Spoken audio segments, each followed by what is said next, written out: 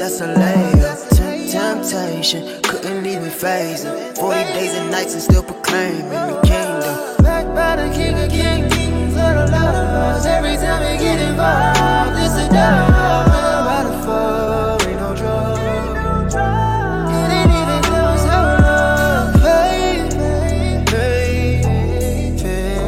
Ain't even close, hold on. Faith, faith, faith, favor.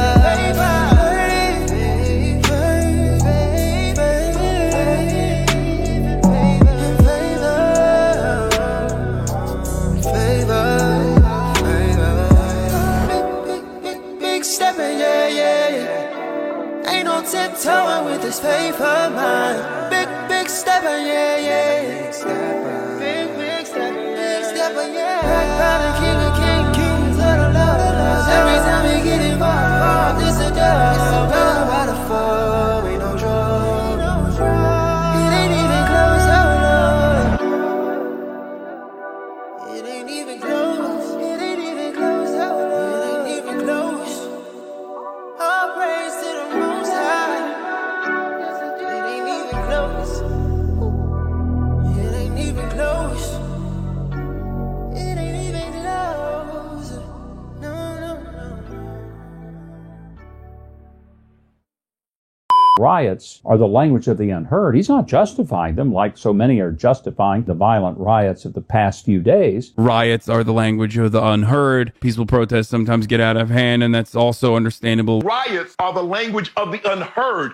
What is it that America has failed to hear? What is it? Riots are the language of the unheard. King said it best. Riots are the language of the unheard. And that's what happens, man. When people who are oppressed don't get heard. Dr. King said riots are the language of the unheard. Riots are the language of the unheard. And it is tragic that 5 decades later, we're still fighting this fight for justice. A riot is the language of the unheard. What is it that America has failed to hear? I cannot see how we can afford to retreat from law and order. If we do not get the things that we want now, we must not lose confidence in the power of the law.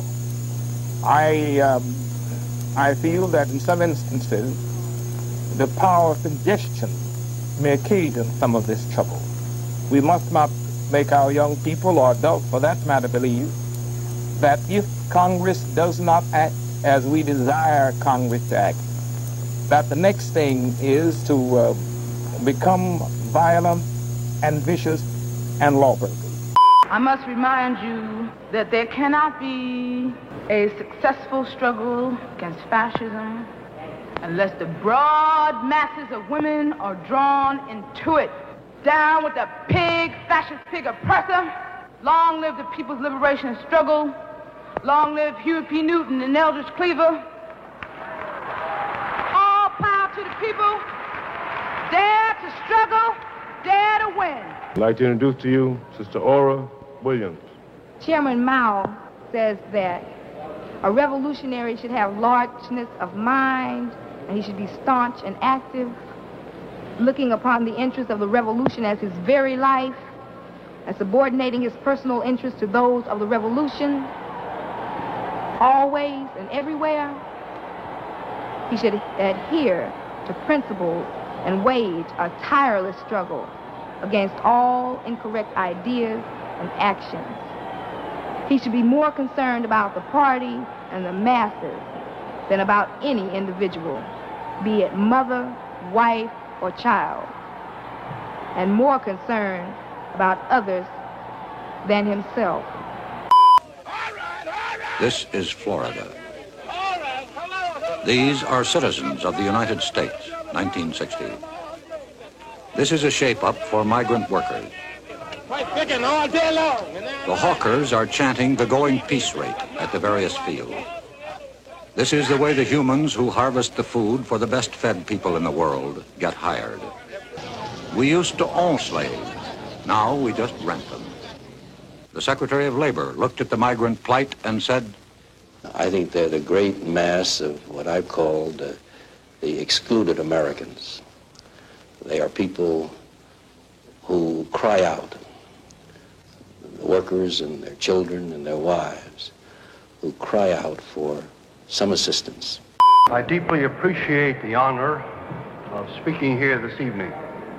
For me, the honor is multiplied since J. Edgar Hoover has denounced this meeting's main initiator as the greatest threat to the internal security of the country.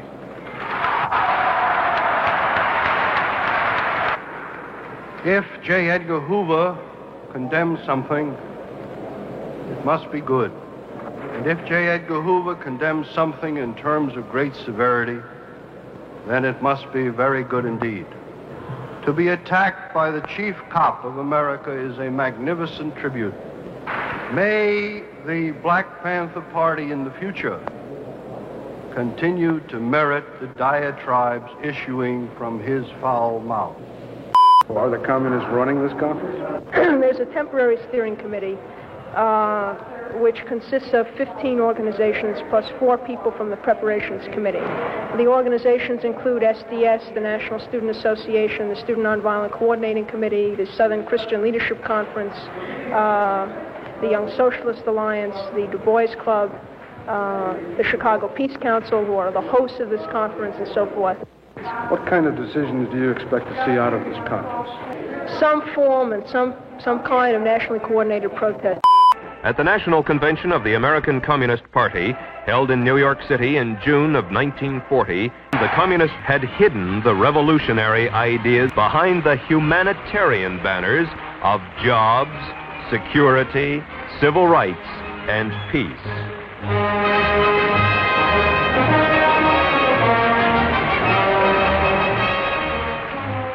These humanistic issues were to provide the friction necessary to divide the American people and lay the groundwork for revolution. After the communists have found some issue or point of difference upon which they can divide the people, the next step is to create the appearance of popular support for the communists' war of national liberation. They have been devastatingly successful thus far. Yet in one country after another, there have been alert, informed individuals who saw the signs, recognized the patterns of conquest, and raised their voices to warn the people. Against just such a contingency, the communists developed the third phase of their blueprint for world domination: neutralize the opposition. A Communist Party directive issued in 1943 reads, "Members and front organizations must continually embarrass, discredit, and degrade our critics. When obstructionists become too irritating, label them as fascist or Nazi or anti-Semitic. Constantly associate those who oppose us with those names which already have a bad smell. The association will, after enough repetition, become fact in the public mind." I'm Julia Brown. For 9 years, I was a member of the Communist Party. During that time, I learned that the Communist conspiracy had been planning and working for years to bring violent revolution to America. It was to be a communist revolution, but the great majority of the American people would not be allowed to realize that until it had already happened. If all goes according to the communist blueprint, Americans will believe that the chaos and violence has something to do with civil rights. Our enemies were quick to find our weakest point for their attack. They knew that racial differences could provide them with an excellent wedge to divide our people. Their strategy simply has been to keep hammering on that wedge, to drive it deeper into our social structure, to open all wounds that have long since healed, and deliberately to create new ones. Now, this doesn't mean that there isn't a legitimate need for the advancement of civil rights for many of our Negro citizens. Of course, there is a need there. Otherwise, communist agitators posing as civil rights leaders could never hope to enlist massive support for their schemes. Having been on the inside of the Communist Party, it's easy for me to recognize this revolutionary agitation in disguise. But the average American finds it's hard to believe that something as worthy and noble sounding as a civil rights movement could possibly be a communist maneuver. I am Leonard Patterson. When I was a young man, only 23 years old, I joined the Communist Party. I was a member of the National Executive Committee of the American Young Communist League. In 1930, I was the official communist candidate for election to New York State Assembly.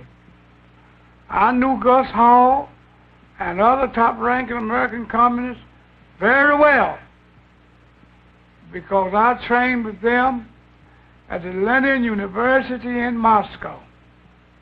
I joined the party because I honestly thought the communists were trying to help American Negroes. I broke away from the party when it became clear to me what the communists were really up to was to use the Negro people in this country as cannon fodder in a violent and bloody revolution aimed at the establishment of the American Soviet dictatorship. It was that simple, and it is still that simple today. Make no mistake about it. What is happening in the United States right now under the banner of civil rights is exactly what has happened in China, in Cuba, in Algeria, and many other places around the world.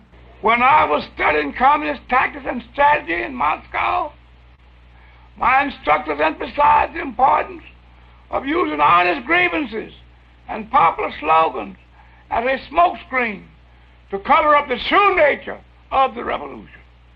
We were taught how to use propaganda and arouse the emotion of the masses. We learned how to set one group against the other and to make them hate each other. We learned the necessity of having martyrs, and we were even told how to create our own martyrs if they did not automatically result from the atmosphere of hatred. We were taught the importance of getting large masses of people into the street for marches and demonstrations. And finally, we were instructed in ways to take off riots and make them spread and to keep them going. When I returned to the United States, I was immediately given practical training. I participated in so-called nonviolent demonstrations that were deliberately calculated to irritate white people into violence against us. I'm not speaking of things I read about. These are things I personally participated in. I had been a communist, when I was 19. In those years, the Communist Party was a haven for a young American black writer. It was also a terrible trap, in which most people lost their lives because the American communists were also, after all, Americans, And you worked for them like you worked for everybody else. Except since they were communists, you're not supposed to say you worked for them. Now I can see. But I could not see that when I was 20. I don't think anybody can see that at 20. I still remember a boy named Angelo Herndon who wrote a book called Let Me Live. Right. I have no idea what happened to him. He's probably dead. He's probably like everybody dead, else. Like everybody else. And that's your future. We feel, of course, young people are energetic and ambitious to do things, but we feel you need a certain amount of maturity. We think the leadership has done a lot to advance us to the point where we are now. He says he represents the Negro. He does not represent anybody but himself. He is looking for security. That's what our elders are looking for. But we do not want security. Our new generation was growing up, well-trained, no longer willing to go slow as our parents were. We are revolting against that adult Negro who is continually selling out the Negro. We gave Negro impatience a voice.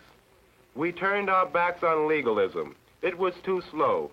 We preferred to use with new energy the classic tools of more active, nonviolent riding and sitting in for freedom, for first-class citizenship. We made sure our voice was heard. We have utterly pushed aside the old stagnated adult Negro leadership in the South, and we have organized ourselves into student groups, into student protest, nonviolent protest groups. Many of the students work with Dr. Martin Luther King's Southern Christian Leadership Conference. Martin Luther King was a great mobilizer. He was not an organizer. The King was a great mobilizer. This was indeed one of the great differences between SCLC, the Southern Christian Leadership Conference, and the Student Nonviolent Coordinating Committee, SNCC. We were organizers. Since 1960, more than 50,000 of your fellow students have been arrested and jailed, beaten, face police doors and water hoses. Before we see real freedom, no doubt there will be more jailings, more beating, more water hoses, more drugs. Recently, some lot of garbage is written in books by people who call themselves historians, making it appear as if we have to thank Lyndon Baines Johnson for the advancement because he signed the Civil Rights Bill. Of course he signed it, but while he was signing it, we were in the streets burning the country down. You better hurry up and sign it. Burn the whole country down. Do it quick. But if you're not careful, you will thank Lyndon Baines Johnson. In the summer of 1965, a respected Negro farmer in Alabama dared to speak out critically against the civil rights revolutionaries. In this cabin in late August, 87-year-old Perry Smaw struggled with an assailant who said he had come to get Perry's tongue. The aged Negro's skull was crushed with a cast-iron frying pan, the attacker striking with such force that the skillet was broken. Then the intruder pulled Perry's tongue from his mouth and with a butcher knife cut it off all the way back to the old man's tonsils. Perry Smaw, the man who dared defy the conspirators, died 6 days later. Come the period of McCarthyism in the late 40s, the party was smaller and it had to work in different ways, not bragging about or showing the red flag everywhere, but we were a significant factor in the whole, what we now call the Civil Rights Revolution. The party leadership concluded that this was a new third stage in the democratic revolution of the United States. So we considered it very, very important, and we undertook to do things. The Southern Negro Youth Congress was formed in 1936-37 and lasted until about 1947. It was founded by 6 African Americans who were members of the Young Communist League, and with the support of the Communist Party, set up headquarters in Birmingham and began years of activity that involved, the estimate is, 100,000 African American youth and some white youth in all these kind of activities that were aimed at registering to vote, fighting for the vote, fighting to organize unions. Many of the people who then became leaders of the movement in the late 50s and into the Civil Rights Revolution. Jim Jackson, who then was the Southern Party Secretary of the party, he headed the party's work in the South. And he knew C.T. Vivian, Lowry, Wyatt T. Walker, Shuttlesworth. These were all ministers in the Southern Christian Leadership Conference organization that Martin Luther King came to head. And he knew Rosa Parks from those days. She was part of the Southern Negro Youth Congress. So was Sally Davis, the mother of Angela Davis, a very active person in that movement. Peaceful protest, civil disobedience. Where did they learn that? Well, they learned it at the Highlander Folk School in Tennessee, begun in 1933 by Miles Horton, a left-wing socialist, and Don West, a Methodist minister who was a member of the Communist Party all that time. Many of the leaders of the Civil Rights Movement learned their tactics of peaceful resistance at the Highlander School. Coretta Scott King spent time there.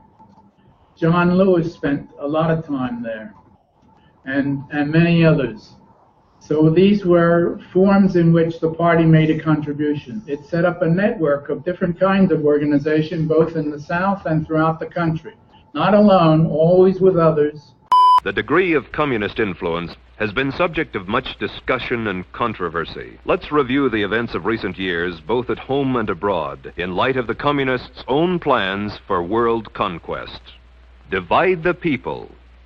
Split them into quarreling factions, fighting among themselves rather than their common enemy. This is the comrades' first rule for the conquest of any country. For well do they know from long experience that the nation so divided and weakened can be easily conquered from within.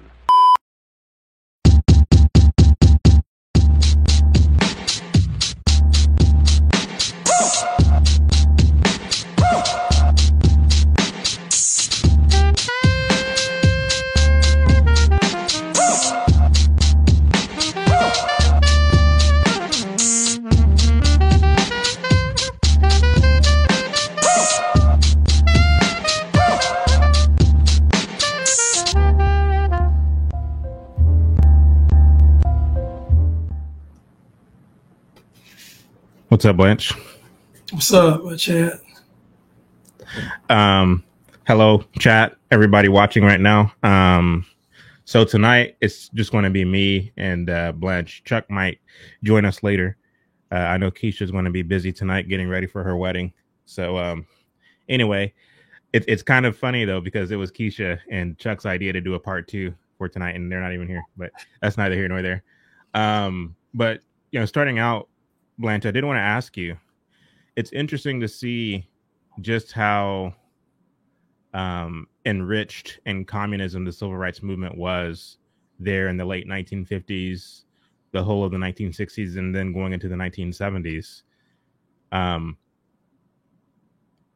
Do you think that if you were around back then, if you were privy to this information that we just unearthed in the montage, that you would have been part of the movement, or do you think you would have been against the movement? Is it hard to say? What say you? Well, if I didn't know any better, I mean, like most of these people, I'd probably, you know, want to be a part of the movement or agree with the movement. I was brainwashed in the modern era, so I can't imagine what it would have been back then. So I probably would have fell for all of the propaganda. And it's not difficult when you think about it, Chad, if you show up somewhere and there's already police there and dogs. Yeah. Like it's easy to sell it that they're there to keep you from your freedom or your rights. So yeah, I would have fell for it. I guess the question is, if I knew the truth, would I have been brave enough to speak out against it? Mm-hmm. That's a tougher question. I don't know, because back then you got to think it probably would have been a lot more difficult back then to do it, just because people were a lot more misinformed. So you would be speaking Chinese to people if you were like, no, this is the communists and they doing this and that, to the average black person, I would say. So I guess I see it slightly different, because in the montage you did hear a couple of narrators mm-hmm. who were putting out documentaries, and you could tell by the video quality that it was from that time, right? And at that time in the 1960s, the left, even though you had a lot of leftists and Marxists in the media and in journalism, you still had a pretty strong conservative pro-American presence in journalism as well. And these people were, in fact, sounding the alarm on what the civil rights movement was actually about, who was behind it, such and so forth. In fact, if you look at approval ratings in the mid-1960s, Martin Luther King had very low approval ratings. In fact, J. Edgar Hoover had very high approval ratings in the middle part of the 1960s compared to Martin Luther King. Now the tables has turned, and you have both conservatives and leftists who hate J. Edgar Hoover. Why? Not because they have sound understanding of what was going on back then, but because historians have gotten at the head of the institutions, academia, primary, secondary education in high schools and middle schools, and they have shaped a narrative that I think our generation has bought into. So for me, it's a difficult question. I don't know if I have a ready-made answer to say that, oh, I would have been against it or I would have been for it. because the fact is, all the information that I'm finding in terms of the archives of the people who've been sounding the alarm since the 1950s, the early 1950s, about what communism is and how they're involved in all of these social movements, that information was there and it was available. And in fact, a lot of the older folks picked up on what was really going on, and they didn't want their kids to have any part, in the civil rights movement. And a lot of and I've seen the narratives firsthand, a lot of the youngsters who were college age around that time said, yeah, my mom, my dad told me not to join this, SNCC or this movement, but I went against them and I did it anyway. Mm-hmm. And so it was kind of like a struggle for attention, as it were. And the question becomes, who would have gotten my attention? As a Christian, as a believer, if I'm hearing people sounding the alarm about the communist nature of this movement, I would like to believe that I wouldn't have fallen for it. But then again, you never know. So. Yeah. I mean, do you think that the people that were against it because it was communist, or were they against it because it just was causing problems? I'd venture to say that I would say it was probably more of just, because again, we're talking about information, even though it was out there back then, we have Google now, folks still don't know what's going on. So I just, I kind of think that the reason why folks weren't a part of it was because they felt like it was causing some disruption in people's, everyday normal life. When I talked to the guy at the time, he said he was the youngest freedom fighter. He said it made no sense. He said he was a freedom fighter, but he said, to be honest, he said it made no sense. He said everybody in his neighborhood was black. The only people that was white was the milkman. And he said we had our own shops, our own stores. He's like, so there wasn't even a yearning to even go after it. So he said it didn't make any sense. But he talked about how popular it was, how it made you feel like you were, just all the teenage stuff. And so I think back to myself at that time, if I was 17 or 18, I may have succumbed to it, because just would have seemed probably cool, probably would have seemed cool to, be doing something, I guess, rebellious, especially if my parents was against it. I mean, what do they know? Yeah.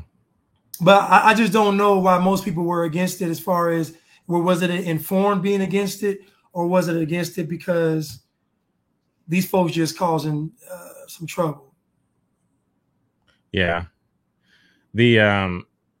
So I was trying to find this Langston Hughes poem.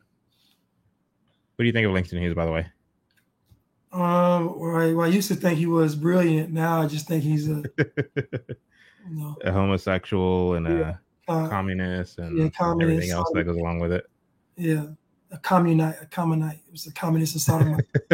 Communist. I can't find this quote or this poem.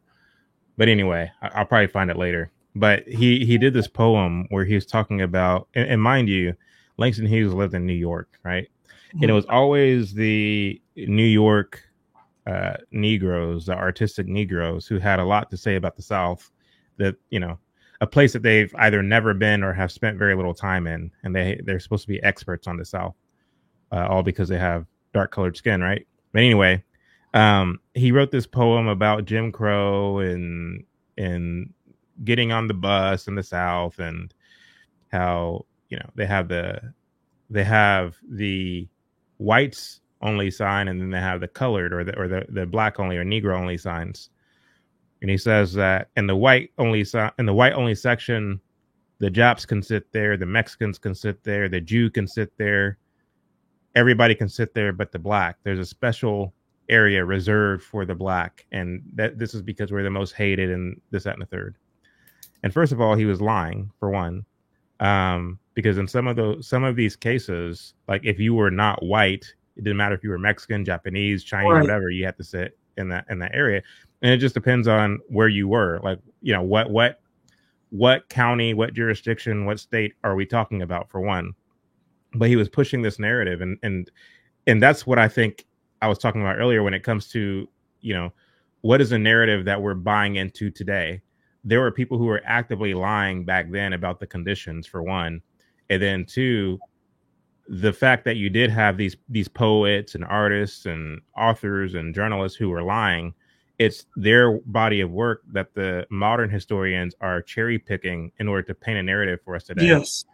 To make us think that, you know, it was doom and gloom for blacks in the South or in America in general. I remember thinking, like, when I was a kid, because we were learning about the civil rights movement, we were learning about what Martin Luther King and others are fighting against, that, wow, they had it tough. They had it bad. Thank God that I was born in 1990 after the civil rights movement. Mm-hmm. And whenever, you know, we would do these little yearbook end of the year questions and stuff like that. And it would ask the kids, like, what era would you have liked to be, like, what era, given your knowledge of history, what era would you have liked to have been born in? And I would always say, I would like to have been born now because there's no more racism. And this is what I genuinely thought. And it wasn't until I got older and I started doing my own research, and I'm looking at, like, the climax of black success as a behest, or at the behest of their own hard work, being around the 1940s. It's like, that would have been a great era to be alive. Even through the Great Depression, you know, blacks were doing quite well because, you know, they were doing all the things that they were trained to do by people like Booker T. Washington, because he was the most popular black man in the early part of at the turn of the 20th century. And he was really advocating for independence, for industrialization, like, you know, being industrious and being productive and this, that, and the third, irrespective of what's going on around you, who's going to give you something, who's not going to give you something. And so because a lot of black folks kind of internalized that mindset, they actually fared quite well even through the Great Depression.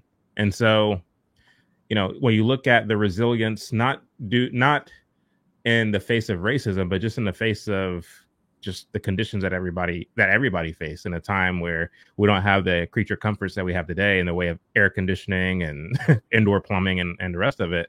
Like, everybody had to kind of make their own way. And to the extent that, like, white people were building high-end suburban neighborhoods, black people were building high-end suburban neighborhoods too. Mm-hmm. Like, it was like, and so too were the Jews, and so too were the, you know, everybody was building high-end suburban neighborhoods. And yes, you had your lower element in all of these different ethnicities and all of these different pockets of the country. But this narrative being that white people have the best of the best, they have the cream of the crop, and they are deliberately keeping blacks out because they hate us because of our skin color. A lot of it was mythology. A lot of it wasn't true. Some of it was true, but for the most part, it wasn't. And to the extent, to answer your question, sorry for my long drawn about way of getting back to your question. And you already answered it, you know, from your perspective, but to answer your question, for some of the people, it was the fact that we know that communists are behind us, and it's to that extent that we're rejecting this. And for others, they may not have recognized that it was communist, but they knew it was agitative, and it was for that purpose that they were against it. And then for a very small minority, it was genuinely because they didn't like black folks because of, you know, lingering feelings and inclinations about a bygone Civil War era where there were tensions, and those tensions in many respects never really died down. And so they were kind of conditioned to associate black folks with the reason why their families are now in shambles, or the South is, you know, anyway. Mm-hmm. So there's different nuanced reasons depending on who it is we're talking about. But what we did with the civil rights movement is we lumped all of it into the category of racism, and therefore we needed to fight against that. And I don't know. To me, it wasn't. I feel like there should have been more of a debate, like a legitimate debate. But the reality of it is that because you had the civil rights movement and it was sensationalized and popularized by the mainstream media, who had a vested interest in seeing to it that Martin Luther King becomes the guy that we throw our weight and attention behind, all these other voices that were dissenting were drowned out to the point where nobody even knows about those voices today, unless folks like us tell their story, you know? So anyway, I've been rambling for a while. No, 100 Days of Summer put on his page, he read something that Carter G. Woodson had written, when he was talking about the notion of the Negro not being able to succeed in America financially wasn't actually a thought in the Black community.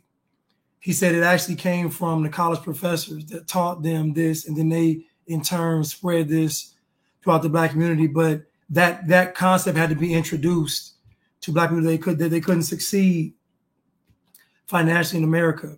And so, I mean, when you think about that, it kind of, this is the person that's, you know, started Black History Week, Black History Month, but he even admits that us failing or succeeding wasn't based on this quote unquote America. It was pretty much based on the individual that, you know, that went out there every day and, you know, fulfilled his purpose. So I don't know, Chad, I'm kind of looking back, like when you start researching this stuff, there's so many people that was against it and so had so much information and so much insight. I'm like, well, how did people get duped? I'm like, there had to be a disconnect between those that were informed and those that weren't. And that gap had to be filled by the media. To me, the masses of Black people probably didn't know most of this stuff. And so if they cut the TV on and they see somebody getting hit with a water hose and a dog, I mean, what are you going to listen to? Your own eyes or, you know, Chad O. Jackson? You know, when you go listen to Chad O. Jackson tell you in a meeting, you cut the TV on, it's something the opposite. So you're like, who you going to listen to? And you got to think, this stuff started happening when TV started getting popular.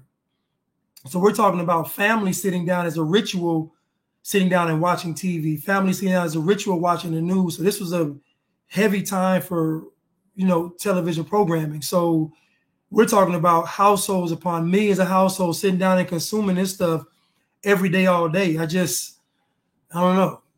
You know, we think it was propaganda now, but at least now you can, you know, you might be on the go too much, but you can't really sit down and watch TV. You may have your phone, you might catch some, or you might have some counter narrative, but back then it was TV. There was no radio and TV. There was no other competing. It wasn't Insta television. It wasn't Insta radio. You know, it was just you sit down and got information from TV. So I don't know. It's tough. That freedom fighter guy I talked to, for him to say that it didn't make sense to him and he still did it anyway, I was just like, and then to say that he almost lost his life because they tried to put him on the bus and blow the bus up. And what I thought was interesting is that he said there were some white people that were putting him on the bus, like, you know, holding the doors and throwing those cocktails in. He said, by the grace of God, the cocktails didn't explode. He said, but ironically, white folks came to the rescue. So it was like, it was weird. Yeah. It was like, you know, I don't know. No, I mean, yeah. And again, there's a lot of nuance to it. And this is part of the secret of agitation, where you do things to rile people up. You do things to get under people's skin.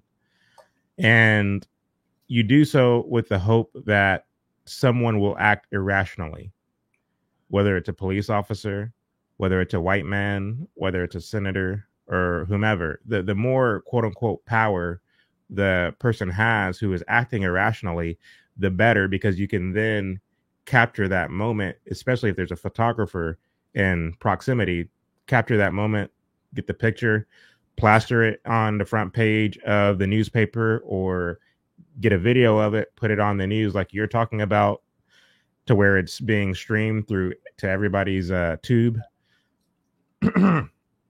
And then in so doing, you're able to create an image and say, look, this person, this white person, this officer, this whatever, this sheriff or county commissioner, whomever we're talking about, is the epitome of racism. It's this that we're trying to fight. This person, and in your head, you're thinking, okay, all these Negroes were doing was riding in a bus, minding their own business, and all of a sudden the Klan came out of the woods and, you know, started harassing these people. Or all these people were marching down the street on a Sunday after church, demonstrating freedom. There's nothing wrong with that. And all of a sudden, here comes Bull Connor, and here comes the sheriff's department with hoses and dogs harassing these people. So that's always a narrative. But then when you look at the facts, when you pull back the layers and look at the facts of everything that transpired up until that moment, it was agitative. it was meant to get under people's skin. It wasn't merely the fact, or this notion rather, that these police officers were raging white racists, and they couldn't stand to see the sight of a Negro walking down the street in their Sunday best. That wasn't it at all. The fact is, these people were disturbing the peace, and they were bringing this nonsense to these small towns, and in some cases, larger towns. And because you are constantly hearing of a communist revolution. I don't know. I watched enough of the communist documentaries that were being produced at the time to understand that if you were a person who were consuming these documentaries back in the 1940s, 50s, and 60s, you have a pretty basic understanding of how big of a threat communism is, because they were like breaking it down. They were talking about the rise of the Soviet Revolution and how these people are active in Asia. These people are active in Africa. These people want to infiltrate America and implode it from within. You even had Joseph McCarthy, who was able to, with the blessing of the majority of the House, start a committee to investigate un-American activities, because people were pretty knowledgeable of the threat of communism. So it wasn't as if people just didn't know what it was. Like, no, people had at least a basic rudimentary understanding of what communism is.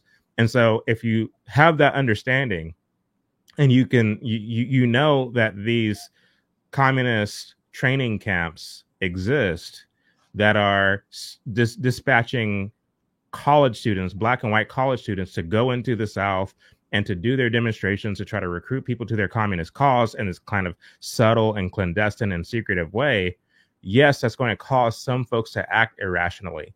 And that's the beauty. I mean, not the beauty of it, but that's the trick of it. That's what makes it work, because to the extent, once again, that you get that irrational moment, you're then able to, you now have a face to ascribe to what it is the progressives are fighting against. Let's fight against George Wallace. Let's fight against Bull Connor. Let's pass this bill. Let's pass this legislation to end racism, when all along it wasn't racism that was a threat. It's communism that's a threat, and its goal is to destroy the country, and they're going to do so by picking and prodding at the irrational minority among us, so that way they and their foolishness will blindly and unknowingly help to advance the communist cause, when in reality they thought that they were just picking up their sticks and shooing it away. You know what I'm saying? And so picking up your stick and shooing it away, the I guess the similarity of that is the dogs and the hoses and things of this nature. They thought that they were keeping the peace in their town. They thought that they were trying to drive these people out of their town who are coming over here, causing a ruckus, causing friction. That's what they thought that they were doing in their minds. But the reality is they were unknowingly helping to advance this communist movement without realizing it. So it's all elaborate. It's all, well thought out. And I guess my hat goes out to them. But I do think it takes a certain degree, and you talk about this all the time, it takes a certain degree of character and I guess wisdom to not be taken advantage of that, even in the face of the fact that all of these, all of these documentaries and literature. I mean, we saw Julia Brown and what was his name? The guy with the missing front teeth. Yeah, I forget his name. Leonard Patterson. Yes. So you saw Leonard Patterson and Julia Brown talking about the fact that they were part of the Communist Party, and they saw exactly what was going on behind the scenes. Those are old black and white pieces of footage that people saw in those days. And so we don't have the luxury of saying we didn't know, because that's like this stuff. Yes, it's resurfacing now, but this stuff was available to people back then. I guess my question then for you becomes, do you think something like that could happen again? Such to where it mobilizes millions of people to galvanize themselves around a person just like we saw with Martin Luther King or whomever. Do you think that like that's something that can happen again now or in the future? I think we're seeing it now with Debbie Harris. I think that what they're doing with her is a blueprint of what they're going to do in the future, where they just get somebody who nobody really likes or even cares about, and they make them larger than life. They make them, even with all the truth that's surrounding her, even all the facts, even all the lies, it doesn't matter. Like if you think about it, for this election, people can't say they don't know. Like you may have pleaded ignorance on Joe Biden, but we know in this election, the truth about Trump is out, the truth about Kamala is out there. It's on social media, it's everywhere. And so now you're making a very informed choice. But to me, this election exposes it was never about information. And I imagine back then it wasn't either. I know there was a big red scare in America. Even in students in high school, you always see what's this communist that they were talking about. Like America won't be communist. They've had a movie in the 80s called Red Dawn. They had the Cold War with Russia. Like we've always been pretty much as a nation against communism, but at the same time, Chad, we've kind of been flirting with communism at the same time. We kind of even for this. Okay, so the average person is going to say, okay, what's wrong with giving Black people equal rights? But the problem is the premise. The premise is say they don't have equal rights. So I think the issue with all of this is the foundation of the narrative never got destroyed. It's almost like people let the narrative, the foundation of it run, and then tried to fight it after the ball was rolling, but it was too late. Like once you acknowledge that a group of people need something, then how do you go back from that? You've already admitted they need it. So once you sign a Civil Rights Act, I think didn't they sign another one in 1968? They signed a second one. I think your mic's muted. I think your mic is muted. Hold up.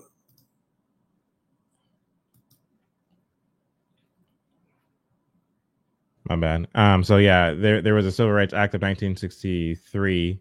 Oh no, 4. And then there was the Voting Rights Act of 1965 right after. But then as far as the next civil rights movement, would that have been 68? It was something that got signed in 68. Yeah. I got to go look it up. But, some of the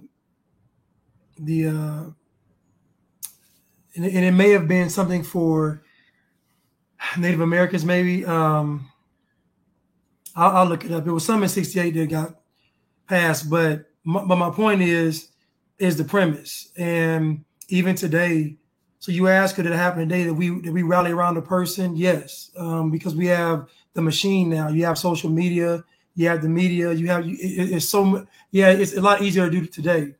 And again, I still go back to Kamala Harris. Think about where she was 4 years ago, and think about now. Like you can't gain that much notoriety in 4 years without a machine behind you. It's just impossible to do. Right. And her talking points, her lineage is communist and Waltz too. Right.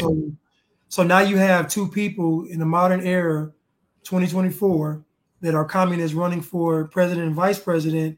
And how many folks are hip to that, Chad? I talk to the average person. They have no idea of, I might as well be speaking Chinese because most people have been taught, at least in my age and probably your age, that communism is a theory. It's not really something that's really tangible. It's like what you learn about in school. Somebody had a manifesto, just a bunch of ideas running around. It's nothing. But in actuality, it is. Right. Yeah, so I wanted to show, let's see here. I wanted to show some excerpts from a book, and I actually posted this like 4 years ago on IG. And something that you said earlier about Carter G. Woodson is what reminded me of it. And I don't know if this is actually the same,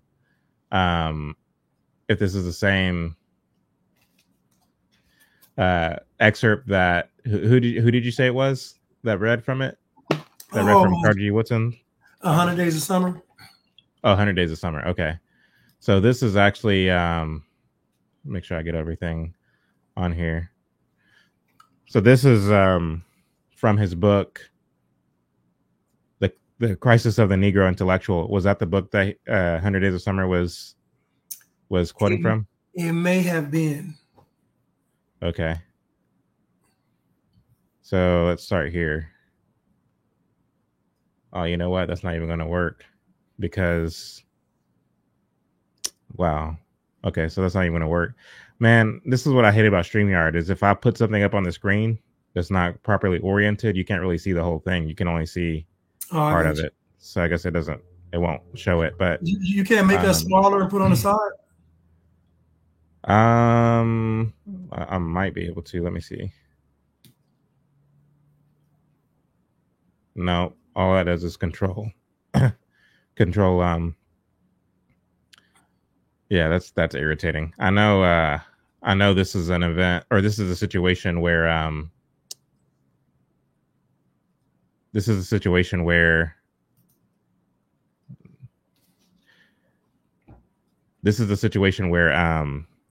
Ecamm would have been better, but I guess I didn't know I would be showing this. But let me see here.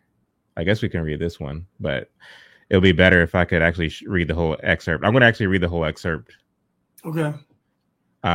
So you won't be able to see it, but I guess you would just have to kind of go along with me.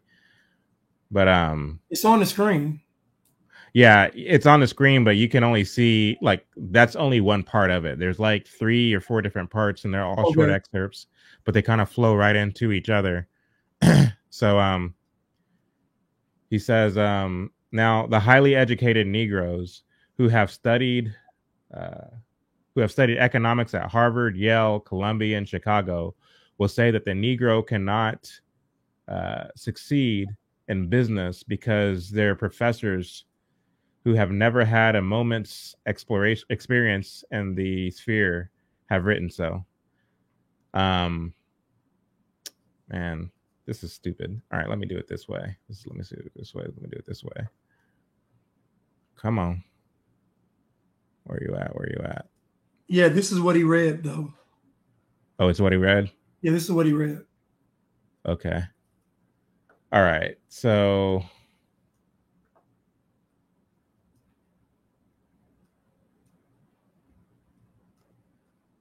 okay, yeah, so here we go. Now, the highly educated Negroes who have studied economics at Harvard, Yale, Columbia, and Chicago will say that the Negro cannot succeed in business because their professors who have never had a moment's experience in the sphere have written accordingly.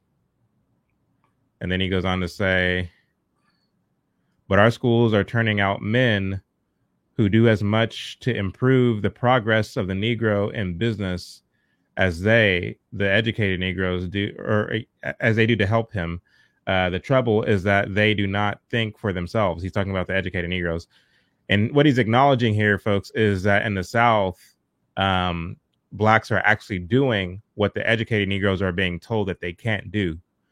He says the impatient, highly educated Negroes therefore say that since under the present system of capitalism, the Negro has no chance to toil upward in the economic sphere, the only hope for bettering his condition in this respect is through socialism, the overthrow of the present economic regime, and the inauguration of a popular control of resources and agencies which are now being operated for personal gain.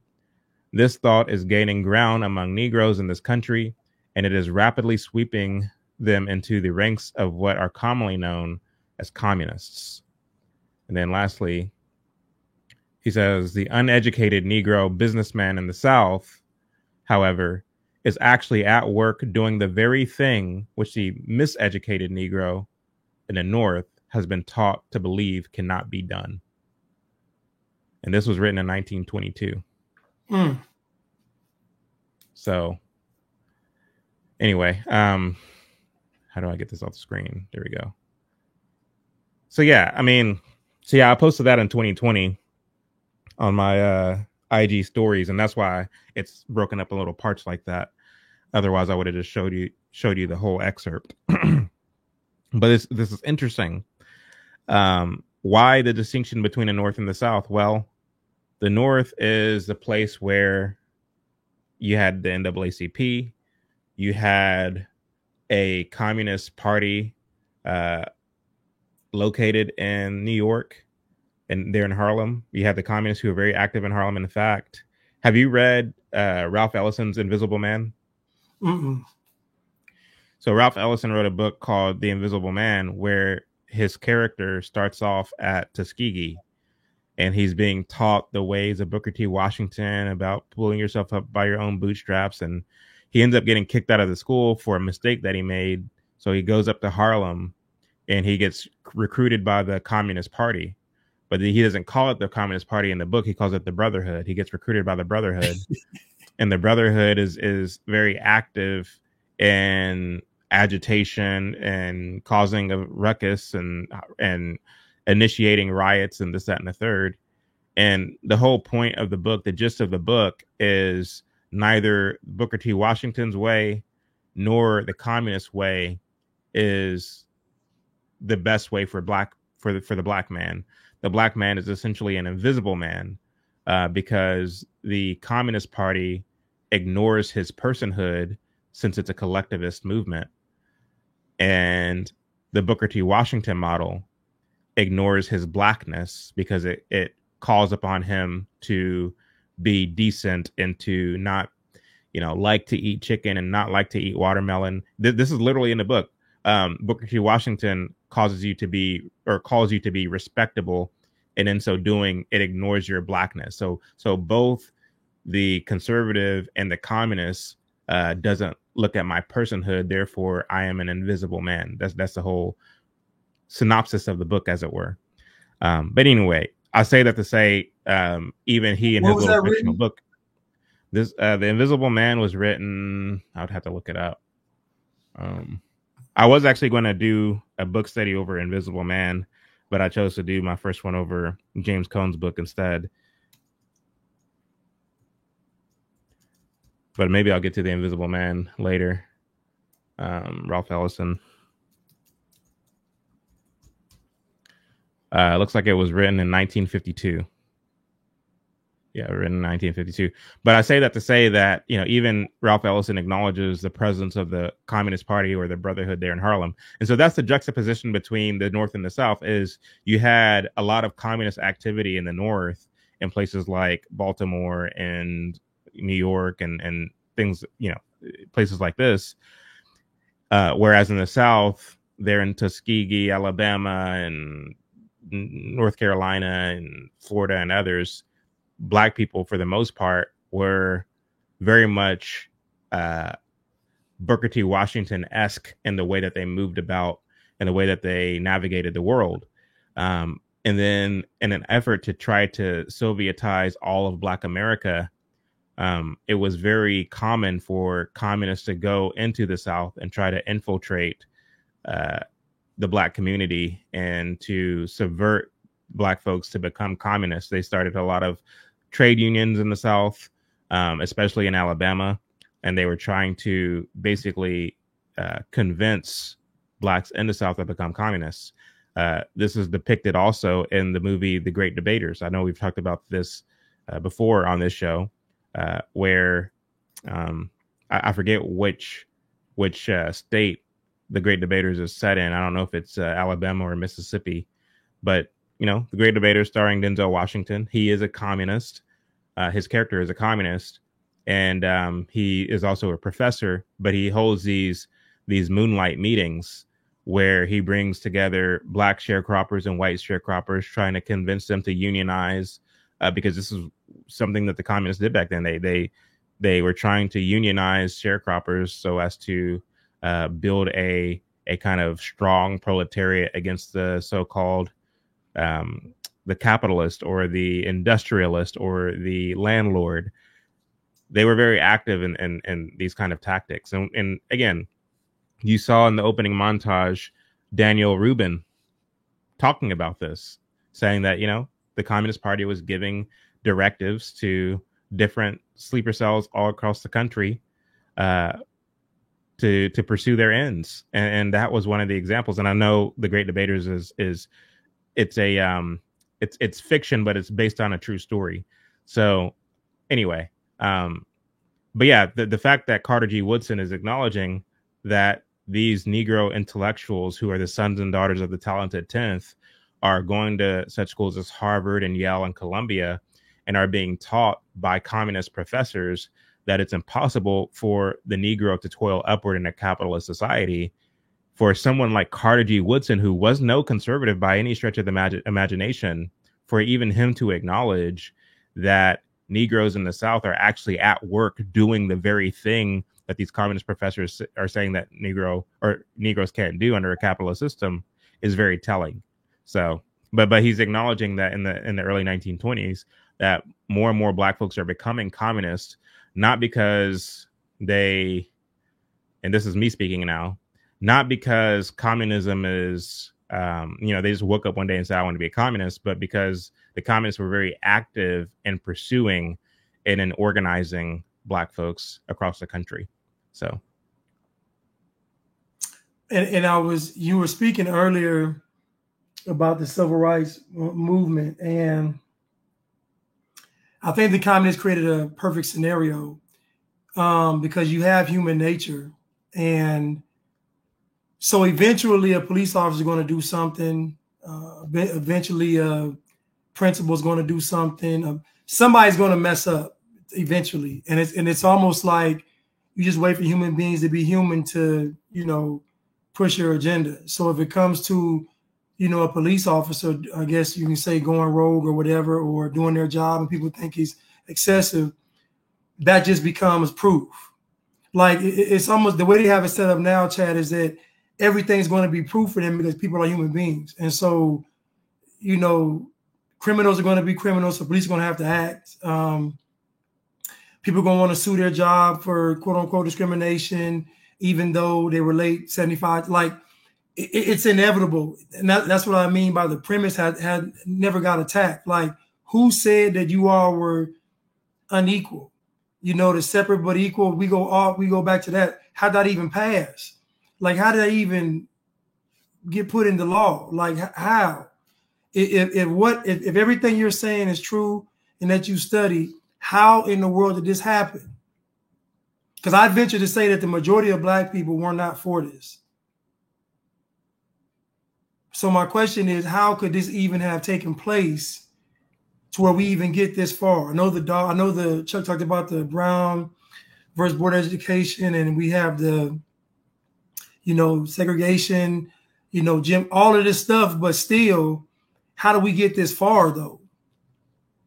Yeah. I think it speaks to just how, the thing is like, and I made this point before, so I guess I'll make it again, that when it comes to like communists, socialists, globalists, whatever you want to call them, it's all different cuts from the same cloth. Mm-hmm. But when it comes to these people, they are very strategic and they're very motivated and they're very patient, I think, too, is the biggest thing to point out. And they're very studied. Their education of choice is the soft sciences because they want to study and understand human behavior, because they want to, in a sense, manipulate or rewire mankind for the world that they are in pursuit of. So this is the reason why they study social sciences, political science, economics, different tactics and belief systems, and you'll find that when it comes to a lot of communists, they know more scripture than a lot of Christians. Not because they believe in the Bible, not because they are themselves Christians, but because they many of them become pastors so as to influence the church and subvert the church to move it more toward communism. I don't know if you were watching in the montage, but Highlander Folk School was started by a liberal socialist and a Methodist member who was a Methodist minister who was a member of the Communist Party. Now, that to me is very interesting because one of the prerequisites of joining the Communist Party in the 20th century is that you had to deny any existence in God. So why would they make an exception for a Methodist minister? The reality of it is that he didn't genuinely believe in God. He didn't really believe Christianity, but he was willing to play a pastor so as to try to subvert the Methodist Church and bring it more and more toward communism. They wished, I mean, these people really are parasites. They really do suck the blood out of anything. I mean, Karl Marx even said in the latter parts of the Communist Manifesto that we communists, we join any movement, any political party, never forgetting what our principal goal is. What he's saying is that they, like, part of their strategy, part of their tactic is to slowly but surely skew things into the way they wish it to go. So they're willing to pretend to be a Christian, pretend to be pro-American, pretend to be whatever the case may be, if it means getting their hooks into whatever it is they wish to change, whatever it is they wish to subvert. And so they're very tactical in what they do. Have you heard of Carl Braden? Carl and Ann Braden? Mm-mm. See if I can pull up a picture of Carl Braden. How you spell that? Braden. Carl Braden.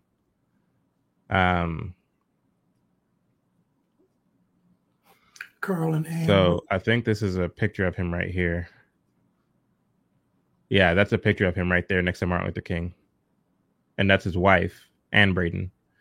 So right next to Martin Luther King here is a picture of Ann Braden and Carl Braden. Mm-hmm. Now, the significance of Carl and Ann Braden is that in 1954, they bought a house for this couple right here.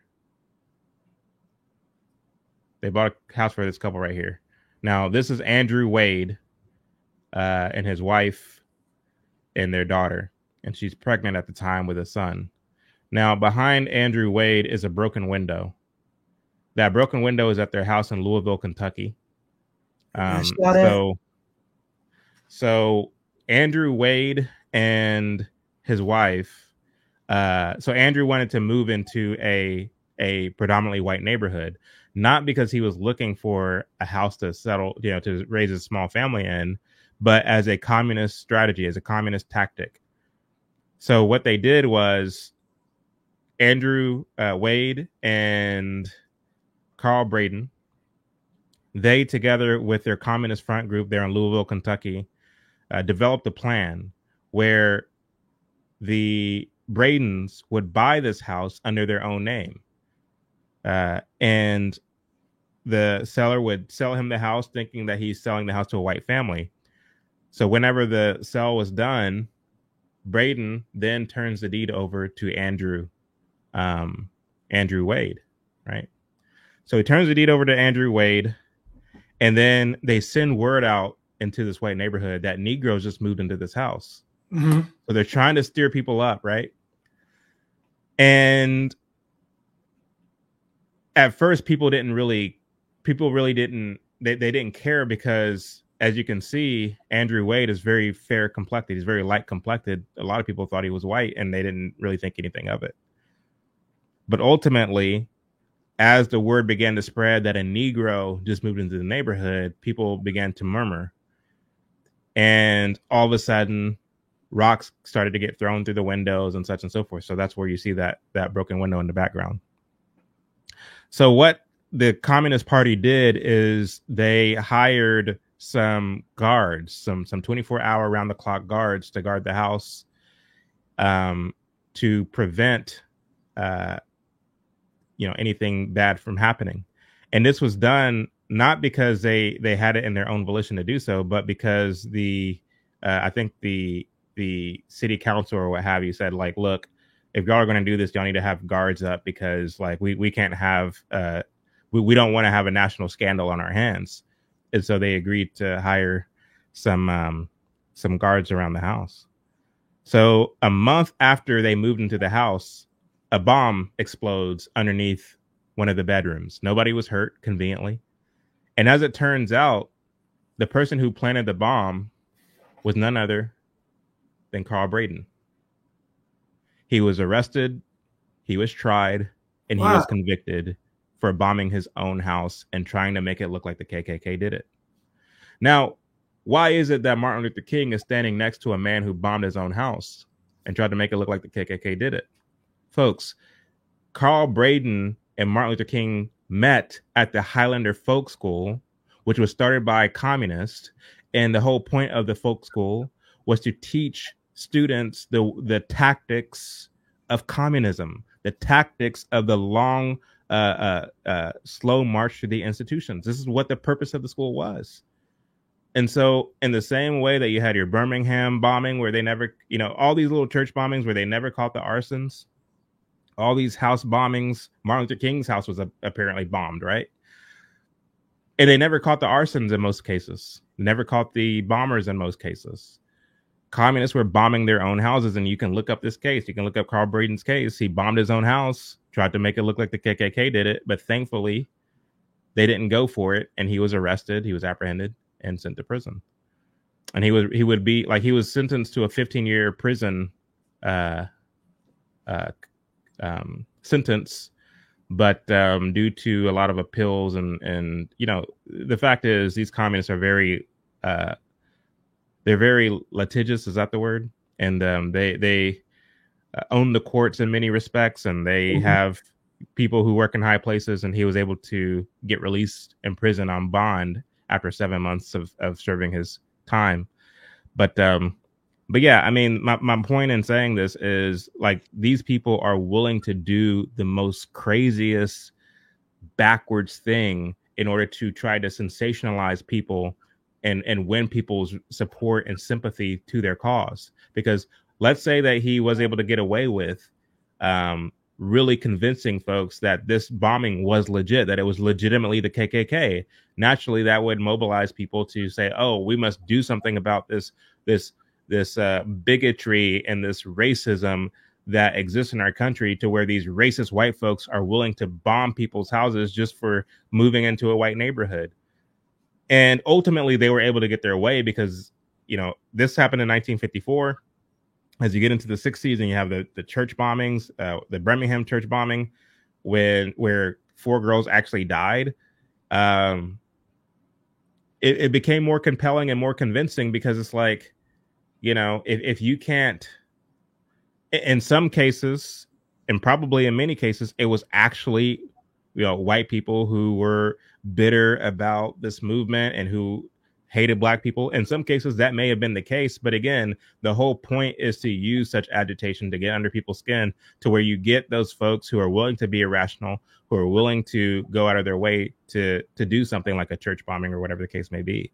But the fact is, when you look at the course of the 20th century, the people who are the most involved in bombings were communists. You saw it with the SES Weather Underground, these white college students, these communist college students who were admitting to bombing federal buildings and bombing police stations. Like, bombing is their thing. Like, they're the people who bomb, Right. So anyway, what are your thoughts, Blanche? I think that most of these events that probably took place were probably staged. Even if we go to the attempted bombing of Malcolm X's house, like, that was the same thing. Like, you throw the cocktail in the window and started lucky it didn't go off. But to me, it's the same type of thing. It was an inside job, is my point. And so for that guy to get caught is great.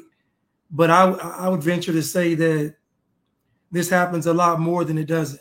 I remember back home, it was McClatchy High School, and somebody put a sign up, and I think the sign said whites only.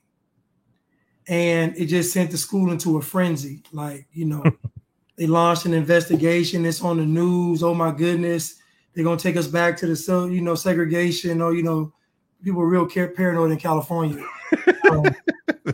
But, all because of a sign about right. to take us back to segregation. Right. So, they start panicking. Anyway, So they really started putting pressure on, you know, who are these people? And come to find out, who you think did it?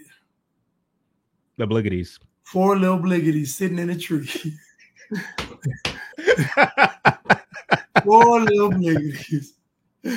And then once it was discovered it was them, it just went away. Oh, they didn't talk about it anymore. They didn't mention it. They didn't say how wrong You it think was. they got a whooping when they got home? Heck no. No. Because when they learned about communists, the ends justify the means. So if they have to lie, cheat, steal, they're going to do it to get the end result. It's going to be justified.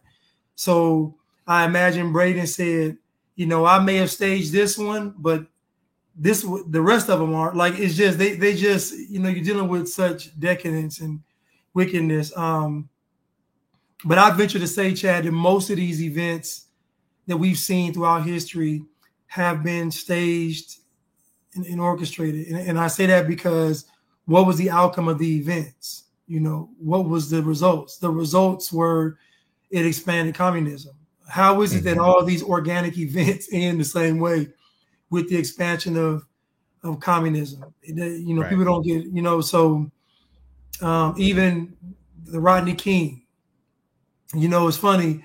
When I actually met Rodney King, you know, it changed my whole outlook on what happened. You know, you have this figure on TV, but then you actually see him in person. You're like, wait a minute, this dude this degenerate? Like, you know, so you kind of, it changes your perspective of him being a hero. You know, and it's kind of like, I remember when I think Pelosi said that George Floyd was a martyr. Like, he did this, like he sacrificed for the cause, for the people. I'm like, no, he didn't. Like, he just was a drug addict. But that's how they flip it, though. Like, they just, everything they use ends up benefiting them. So to me, I have to say that this is foul play. That church bombing, I would say the same thing about that. King's assassination, Malcolm X assassination, all of it. I think the one organic event was when the lady tried to stab King. I think that was real because she almost succeeded. Yeah. You know, they said she was crazy, right? And she said he was a communist. She said it though. She said he was a communist. Divine, you know. So I don't know. So yeah, Chad. I'm gonna look into Carl Braden because that'd be a great. This is what I hate, Chad. Why don't we get to have movies like dramatizations of this? Like, I just watched a movie last night. It's called The Uglies. Mm-hmm. And when I tell you it was just so much propaganda, you know, this next generation is doomed. But as the kids would say, they're cooked. Yeah, cooked. But in the film, I don't want to give away, but in the film, it literally tries to make you think that communism isn't that bad. Mm-hmm. Because the way they frame it is like, they're like, okay, do you want to be ugly or pretty? So basically, if you're a normal person, you're ugly. You're considered the outcast. You're considered the person that's unassured themselves. You're considered the low self-esteem person. Like, you're considered everything if you're normal. But if you're enhanced, you know, you become a part of the group and you're beautiful, you know, you're popular, you're articulate, you know, you get all these attributes, but guess what? Everyone's the same. Everyone looks good. Everyone can dance. Everyone can, like, everybody's the same. So it's a bunch of people just doing the same thing. Anyway, the movie tried to sell us on communism not being that bad because everybody was basically doing the same thing, but there wasn't any worry. There wasn't any competition. There wasn't any fights because everybody would look good. Like, basically, they got rid of all of the human element to have this perfect society. Keep in mind, the person that ran the society was none other than a trans bliggity, ran the society. And if you can just go watch this film just for educational purposes, y'all, just listen to what the trans person is saying throughout the film. It is literal, like, I don't know. It was kind of scary, Chad, because yeah. What is this on? It's on Netflix called The Uglies. Yeah, I mean, So the uglies are the people that basically know, like they're the ones that's fighting against the system. They're like, they know that this stuff isn't good. They know propaganda, like all of this stuff. They're the uglies.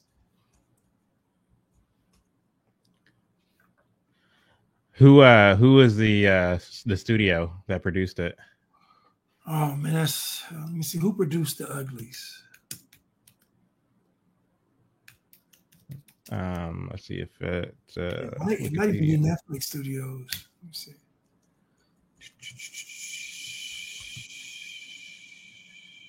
Oh, Ugly, Uglies.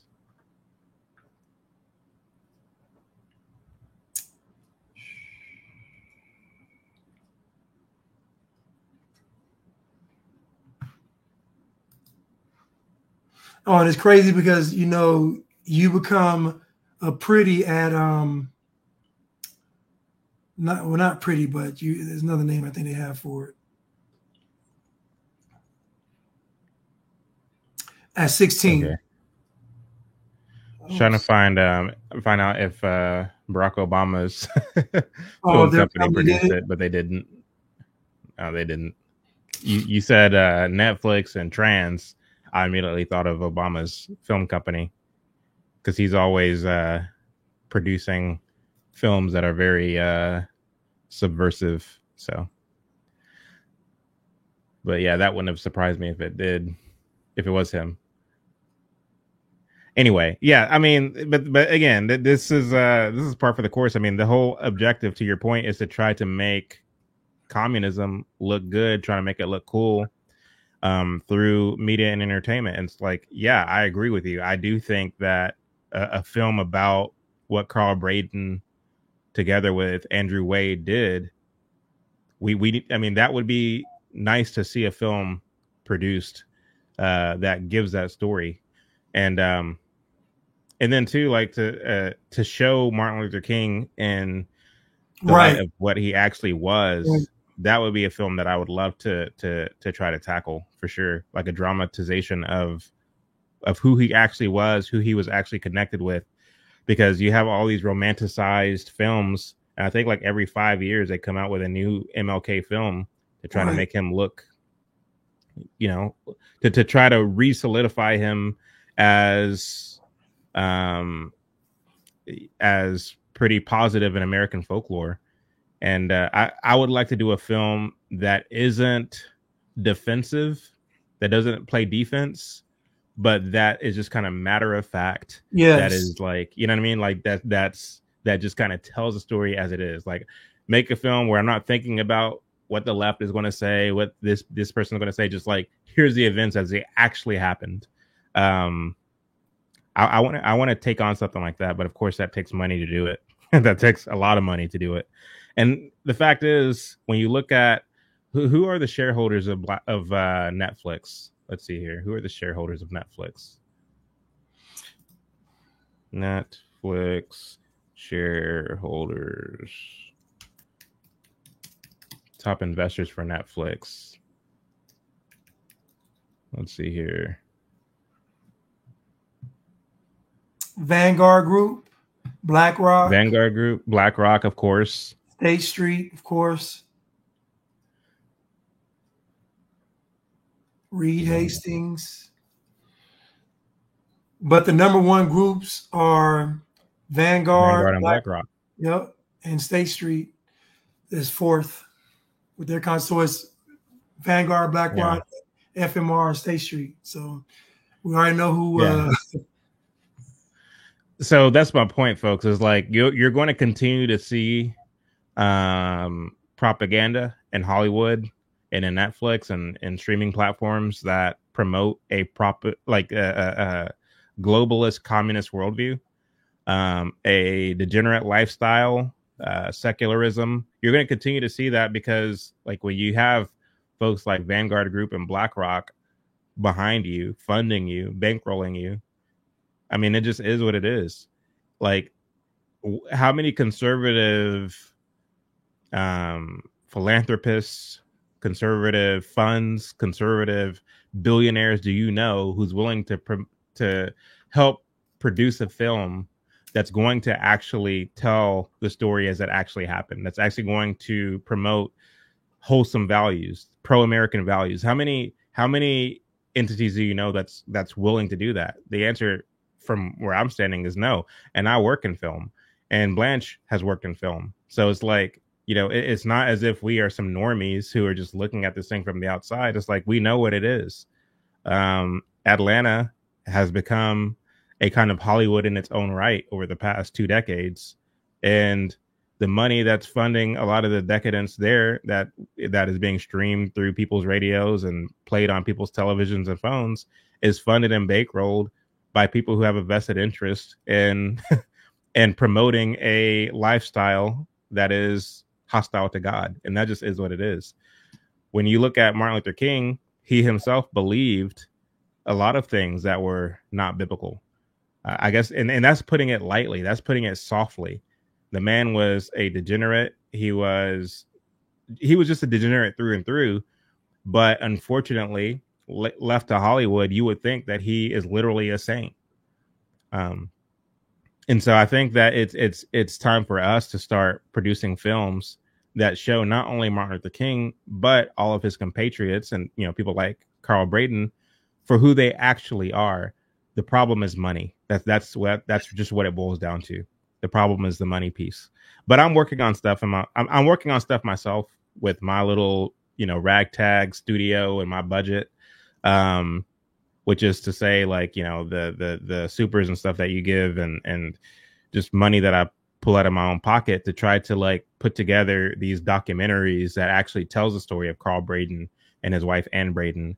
That actually tells the story of Joseph H. Jackson versus Martin Luther King, giving you the details and giving you a chronological point by point of here's what happened, doing so with B-roll, with video archival footage, with cinematic music behind it to really give it that immersive feel. I'm working on stuff like that right now as we speak. And in fact, I mean, just for the past 3 months, I've just been immersed in the research and pulling together the information. And this, you know, that story of Carl Braden, I wasn't even going to tell it tonight, but it was pertinent to what we were talking about for this particular subject. So that's why I just told it. But I was really going to save that story for this little documentary that I'm working on. But I mean, it's these stories need to be told. It is like, although I say the money piece is the thing that prevents well-made documentaries, well-made feature-length films from being released that tells these stories, I can't let that be a factor because this information still needs to get out, whether I have millions of dollars or just a few hundred. So anyway. And I think the film is good or necessary because, you know, you can kind of like, you know how they did Forrest Gump, how they tied Forrest Gump's life into actual historic events. So like you follow Forrest Gump's life, but you follow his life through actual history, right? I think it could be the same done with a film like that because you really want to open the possibility that maybe all of this stuff wasn't on the up and up. Like maybe, you know, if this guy did this, what else could possibly be? And you could even show certain events that took place and it leave question marks like who did it? You know, if you didn't find out who did it, who, you know, so I don't know. I think it's necessary because the idea needs to be introduced that, you know what, because this stuff is already set in stone. Civil rights movement is good, set in stone. MLK is good, set in stone. Anybody opposing it's racist or whatever. So this stuff needs to be introduced. It's just funny with all these conspiracies going around. No one seems to want to jump on that conspiracy.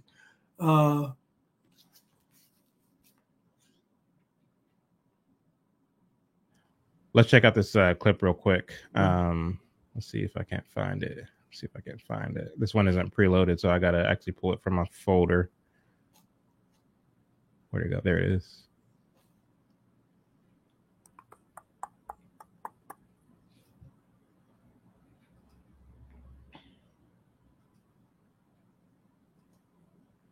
are the language of the unheard. He's not justifying them like so many are justifying the violent riots of the past few days. Riots are the language of the unheard. Peaceful protests sometimes get out of hand, and that's also understandable. Riots are the language of the unheard.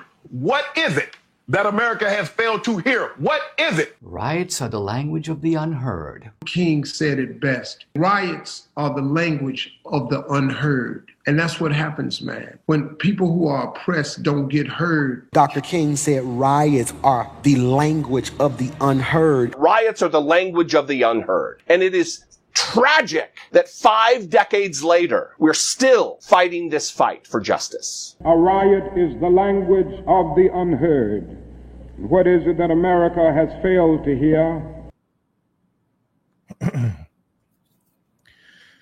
So, I mean, you saw up there both folks on the right and the left.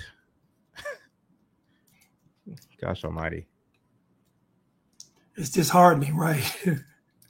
It is. I mean, you just get deflated, you know, because that's how pervasive this is. Like, how do you combat that? I mean, it goes back to my question earlier. Like, would we in the 60s have fallen for this nonsense? Because people are still falling for it today, right and left and center. It's like, what do you do? And this is why it's necessary to do the films. This is why it's necessary to do the documentaries. I mean, how else do you do it, Blanche? Help me out. I don't know. You mentioned something. You mentioned, you know, not being on defense. But I think that's the problem, is that the right has been on its heels for decades. And it's just basically been a response. It's almost like, just imagine you were sparring and your trainer tells you not to hit back. This is all defense. And so I think asserters have mastered defense, but they can't throw a punch. They can't throw a combination. They just literally they're good at just bobbing and weaving and dodging. But, you know, in a box match, you got to score points. And, you know, the left is like Mike Tyson when he was younger, just reckless, just going like a wrecking ball, swinging haymakers, and you're going to get knocked out more. You'll get knocked out more times than you dodge a punch because he's just swinging for the fences every time. Even that quote, the quote, riots are the language of the unheard. And that automatically makes you believe that riots are righteous. The quote itself, and again, I talk about the foundation of the language. The quote itself makes you believe that a riot is righteous in nature, and it's not, because we should be going to God to get things changed. We should be exercising our faith to get things changed, not going tearing people's stuff up. So again, the whole premise of this stuff never really got addressed. No, if there's a King quote, it should have been someone right there that say, no, it's not. And it should have been somebody attacking these quotes. But again, most people, when you present it and say, you know, this is how Satan's going to say, Satan isn't going to say that America's racist. Well, he probably would, but Satan's going to say, what's wrong with Black people having equal rights? He's going to ask a question, and then everybody's going to say nothing. And he say, well, see, you agree then. Let's have civil rights. Like, you see what I'm saying? Like, it's just wisdom and discernment. And I think it came at a very pivotal time where they took prayer out of schools at the right time. You had the liberation theology coming at the right time. You had this alternative to the Black church, or church in general, at the right time. You had all this stuff coming at the right time. And to me, maybe I answer my own question right now with the reason why communism was able to take such a great hold is because people err from the faith. If you think about it, if we're in the word, communism isn't appealing. Communism is only appealing to non-believers. It's not appealing to a believer. It's not appealing that I'm going to put my faith, hope, and trust in a quote-unquote system, or my faith and hope and trust in activism, disruption, organizing, all man-made tactics. And so, I don't know. I think films need to be made. I'm gonna just say that. I think films need to be made. like you said, matter of factly, and let the people decide. You can make them science fiction. I mean, you don't have to make them like, document. Like you can make them science fiction too. Like we can prove the same point the same way they do. Like actually show the dangers of communism and the quote unquote. If you think about it, Star Wars. The Star Wars franchise is communism. You have the Empire. The Empire is, with a bunch of clones conquering planets and worlds. I mean, get in line or else. Like, and you got the band of rebels, the Jedi, the quote unquote righteous ones that have pure intentions fighting against we've seen it. But, then they start getting woke, though. So they always corrupt the message in the end by making somebody trans, somebody this, somebody that. They always destroy the message in the end. Yeah, yeah. I think that the bottom line, Blanche, is that when it comes to conservative art, I guess you could say, for lack of a better word, and I say art because that encompasses films, television, music, so on and so forth.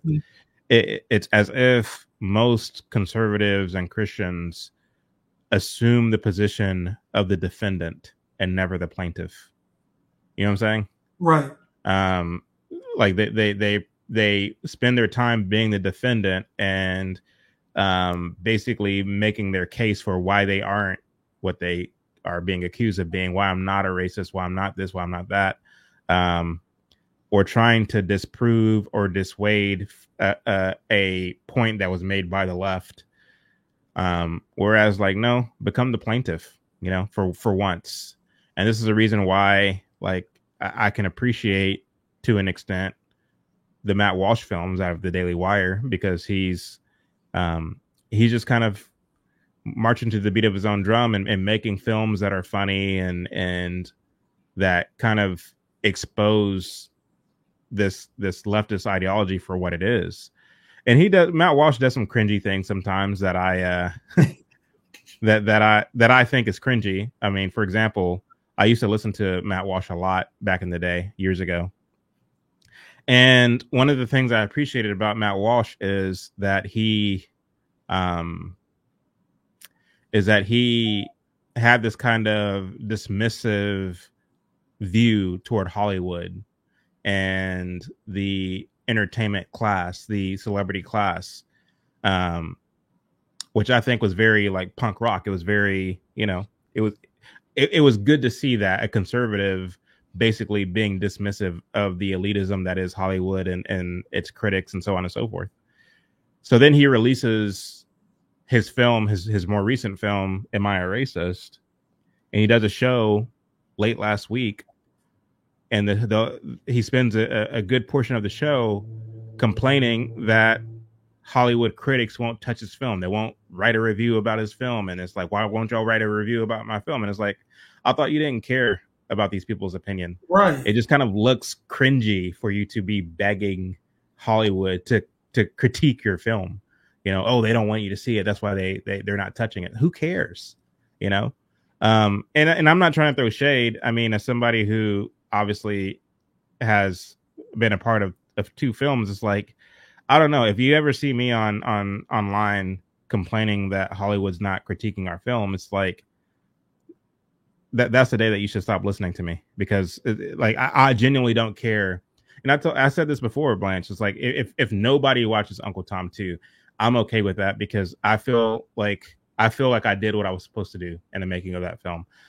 And I feel like the people who need to watch it will watch it, and the people who don't want to watch it, maybe ultimately they'll hear about not the film itself, but the content of the film in one fashion or another. Because I'm more interested in people gathering the knowledge that we put out in the film, and even go their own, take the extra mile and doing their own research, fact checking us and following up and doing their own research and finding even more gems that we missed in Uncle Tom 2. That's my hope.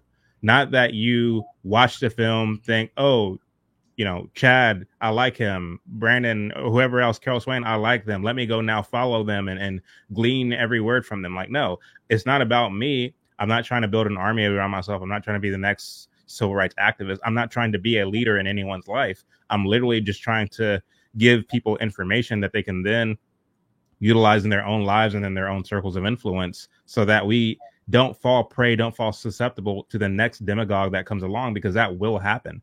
And I asked you earlier, do you think something like a Martin Luther King will happen again over the next issue? And I think history repeats itself. Pendulum swing, this, that, and the third. I mean, are we doing this with Trump? You know what I mean? Like we talked about Camilla Devi Harris, and how she was made a rock star seemingly overnight. And you do have, you know, the white dudes for Trump, the white women for Trump, the trans for Trump, the church for Trump. Or I'm sorry, not Trump, Camilla. I said Trump. You have white dudes for Camilla. You have the women for Camilla, the gays for Camilla, everybody for Camilla, because she was made a celebrity overnight. It begs the question, are we doing the same thing on the other side? I don't know. I'm rambling right now, but it's like, for me, it's like the only person that we should be centering ourselves around is Christ. Really. Yes. I mean, that doesn't make it inherently bad to vote for Trump. I mean, I will be voting for him, but this whole idea of people in this country building a kind of army around a singular person, historically, that has not proven to go well for society. Yeah. So why do we never learn our lesson? Because 9 times out of 10, 10 times out of 10, in a lot of respects, to the extent that we do that, to the extent that we build an army around a person, it's to our detriment and not to our benefit. So anyway. Yeah, I think that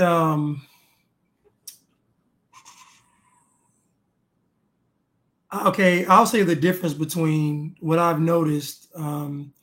If I can look at Obama, Biden, Trump, and Kamala, people liked Obama, obviously. People liked Trump, obviously. They don't really care too much for Joe Biden. They don't really care too much for Debbie. When I hear people talk about Trump, I hear them talk about America. When I hear folks talk about Kamala, I don't hear them talk about the country. I hear them talk about Kamala and their hate for Trump. So to me, even if Trump, let's just say, like Trump's followers, he's critiqued. If I can make sense. So like when he got on stage mentioning the shots and all that stuff, the crowd started booing him. They didn't want to hear that.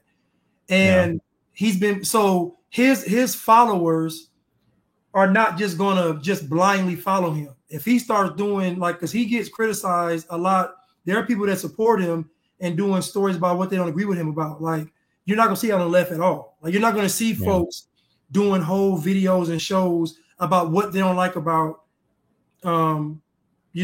their candidate, Kamala Harris. So I just think the difference in the two are when folks mention Trump, they feel like he represents what they want America to be. Kamala Harris, not so much. Kamala Harris is more of a flex for women. It's more of a let's stick it to the orange guy. It's more personal stuff that's not really related to this nation. Now, could this backfire and Trump get in there and flip the script? Is possible.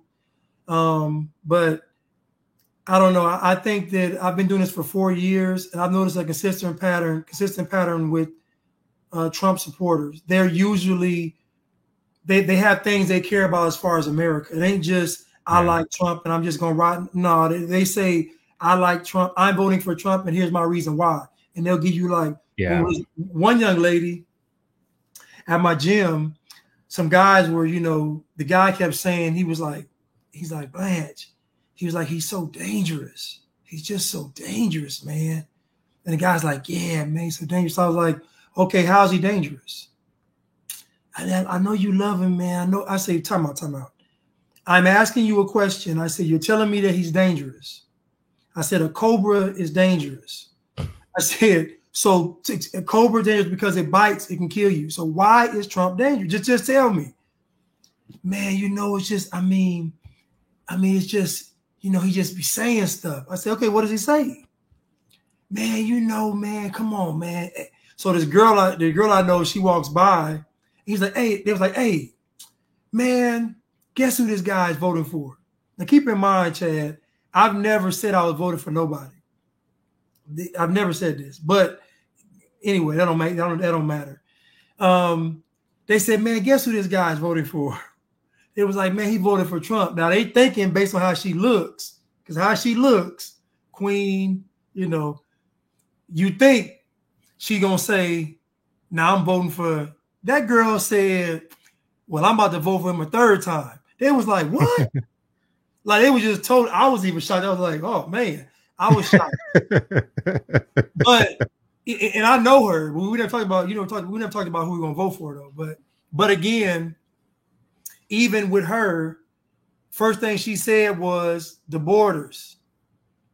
You know, but my point is, Chad, is that I just see more awareness with the Trump voter than the Kamala Harris voter. And I'm gonna say this, and I'll let you go. Who's the guy?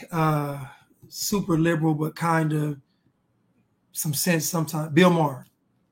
Mm-hmm.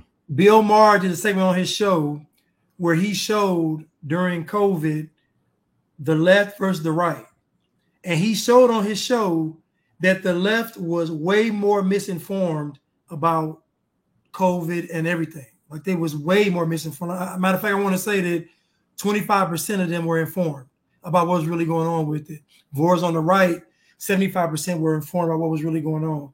And so I thought that was very telling into, I don't know.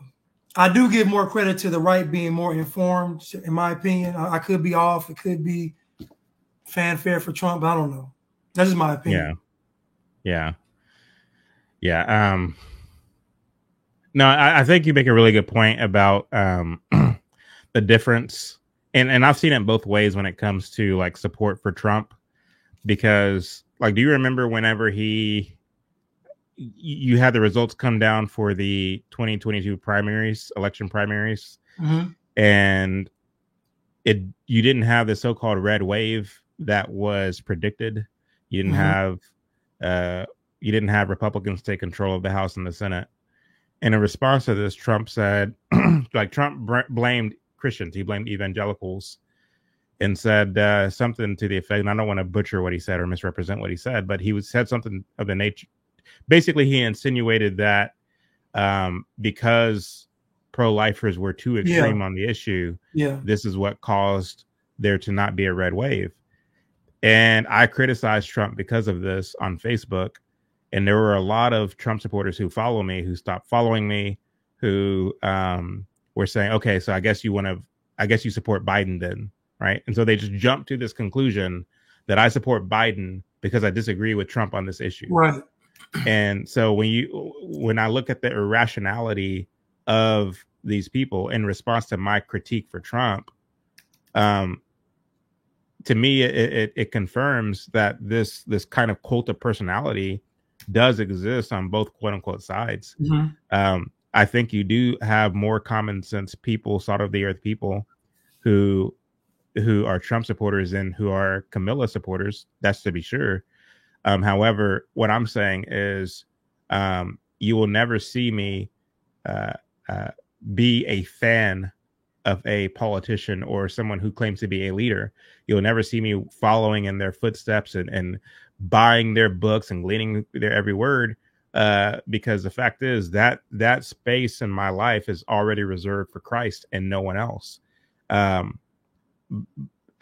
guess that's the point I'm making. I'm not sure how I got off on that little tangent, but everything that you say is on point and I agree with. But I have seen this kind of irrational cult of personality even around Trump, from people who are willing to come after you and assume that you're voting for Kamala or that you support the Democrats simply because you're critiquing Trump on a single issue. So, have you seen that at all or no? Yeah, and you know, and I think it's so the issue with Trump is it's a very unique situation because it's very polarizing, because the average Trump supporter would feel like that because Trump is being attacked so much that you shouldn't bring up that. And so it's almost like he's getting shot at from all these different angles, and you're talking about he didn't take the right position on his one shot, you know. So it's kind of like people feeling like, you know, because he's so attacked that we're not gonna nitpick him like that. Even though to me it's not nitpicking, because, you know, you talking crazy if you saying that pro-life people cause the non-red wave, which isn't the case. The case is you all have poor marketing towards your supporters. But y'all are always on defense. Y'all don't make being conservative cool. Y'all don't make being conservative normal. Y'all don't make being conservative a better way of life. Y'all make being conservative a response to the liberal way of life, and it shouldn't be that way. You should be able to stand on your own 2 feet. Listen, this is how we're going to live regardless of what they're doing. We're going to have to do this back and forth comparison to the left. But I feel like most people would think that you shouldn't critique Trump because he's being critiqued so much on that side. I would say that most folks don't have enough character to say, I still support a person, but I'm still going to critique him. Most people would just say, I'll support him and critique him in private. You know, I don't want the world to see. It's kind of like a couple in public. You know, y'all might be fighting like cats and dogs in the car, but you got to put everybody smiling. You know, I think that's what a lot of people do it. But even still, Trump has to be held accountable, though, regardless if we like him or not. You know, if he says something crazy, I'm the father of the vaccine, and you know, all that he's talking, he got to be held accountable. It's just that simple. So I do agree with you, though. There are people that have made him like this rebel type of rock star, to where how could he be doing wrong if everybody is attacked? It's almost like you make him kind of a messiah type figure because the world's kind of against him, you know, like everybody's coming after him. So he must be doing everything right. He is married. He cares about his family. He cares about the country. I mean, like, what could he be doing that's wrong? You know? But yeah, I think I agree with you either way. We'll always fall into a snare because we're not putting Christ first. And to me, honestly, every leader should be measured to Christ. If we measure every leader to Jesus, then it's kind of hard to be led astray by a leader. If that's your standard, if you're saying I'm measuring you up to him, most folks won't meet it, so you'll never get into trouble.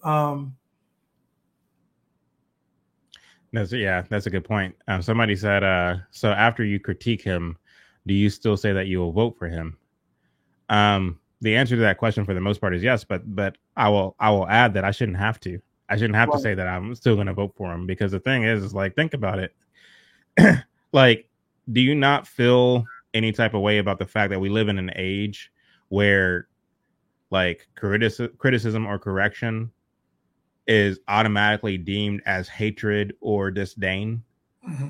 Like think about that. I mean, the fact is, like, in our political discourse or in the public square, to keep your mouth shut and not to call a thing is equivalent to having, you know, support for somebody. When the reality of it is, like, you can't keep, like, these politicians work for us, or at least they're supposed to. We are a government by and for the people. At least that's what I was, you know, taught to believe. And so if that is how I construe the Declaration of Independence and the Constitution, I know it's not that way in reality, because the government's the runaway train. We live in an administrative state. The bureaucracies control everything. I get it. However, on paper, we are a government by and for the people, and we are the ones who elect representatives to go and represent us in the respective, you know, offices of power. And so if that's the case, if we put up somebody, whether it be a Trump or whoever your two senators are, or whoever your congressperson is, or whoever your mayor is, your city council person, your school board member, or whomever the case may be, why then do you now feel, after you have elected them, or even on the campaign trail, why do you feel like you can't critique them, or you can't say something or point something out or correct something that they say, lest that's construed as, I don't support this person? It seems to me that you will try to correct, that you will try to critique, so as to help them become better on the points, to help them understand what your feelings are, what your inclinations are, what your desires are as his constituency, because it is you who he's supposed to serve. So you should be able to voice your concerns as somebody who believes, in keeping with the Declaration of Independence, that life is bestowed us by our Creator as an unalienable right. The belief that there should be a all-out ban on abortion is consistent with what our founding creedal documents say. And so if I'm saying that, if I'm saying, like Trump, your position on this abortion issue, on how we are too radical and that's why we lost the election, I think that was a dumb thing to say, because you are potentially turning off large swaths of your voter base who are in fact Christian and who are in fact pro-life. I should be able to say that without being automatically believed to be a supporter of Joe Biden. You should put two and two together and know that Joe Biden is totally for abortion. So why would I abandon Trump and go to the person who is totally for abortion if my critique on Trump is something he said about abortion? That doesn't make sense. I shouldn't have to say, but I'm still voting for him. Use your sense, like use those brain cells that you have. Anyway, I don't know. Let's see here. Let's get through these supers real quick. I don't know, Blanche. It's hard to keep your composure and to keep your patience. You know what I mean? It's like, yeah, I mean, why do you? Because people want you to pacify them. They want you to, at the end of your critique, they want you to make them feel good. I'm still voting for them. Okay, good, thank you. I'm like, no, you're an adult. I have to make you feel good. No, these politicians work for us. Angel Wings, hit the like button and come on in. Thank you, Angel. Appreciate it. Cruise Missile up the super sticker. Thank you, Cruise Missile. Really appreciate it. Cruise Missile became a member. Thank you. Mountain Woman, super sticker. Thank you, Mountain Woman. Really appreciate it. Vic gifted 5 memberships. Thank you, Vic. Willie Doc, $2 super sticker. Thank you. Got a super chat from Martin Towns. He says, pay my dues on Sunday. When I look back on my Hotep phase, and 2 books stuck out to me. Why can't I read? The Miseducation of the Negro and Up from Slavery. The rest was acronyms and commie word salads with no practical value. Yeah, I mean, I never went through a Hotep phase, but I can imagine. Did you go through a Hotep phase, Blanche? No, I missed out. Magpie Annie became a member. Thank you, Magpie Annie. Got one from Dayon. I'm sorry I'm late, but was that Joseph H. Jackson in the montage? Yes, it was. I'm going to play that clip here in a moment. Oh, really? Hello, Chad and Blanchard and chat family. God bless. Thank you. Got one from Adam Nice. It says, what's up, Chad? You had me watching Bezmenov Skuman lectures this weekend, and when the socialist phenomenon by that's what I'm calling on me by Shefrovich was cited. Are you a fan of this one? Yeah, so basically that those lectures are included in our upcoming film, so be on the lookout for that. Oh, really? Spencer Happolt? Stand for Christ. Trump on Jesus. Trump on Jesus. I don't think it will get flagged, Chad. Okay, so you're asking me to play that. Okay, I'll bookmark that and I think I'll play it later. So we played earlier the riots are the language of the unheard.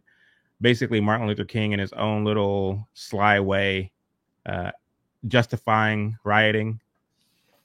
Even though Mike Huckabee said, no, that's not what he was doing. Mike Huckabee, who was a Republican governor of Arkansas at one point and whose daughter is currently the sitting Republican governor of Arkansas. Mike Huckabee, he said King wasn't doing that? Yeah. Let me play it again just to be sure. Make sure I'm not capping.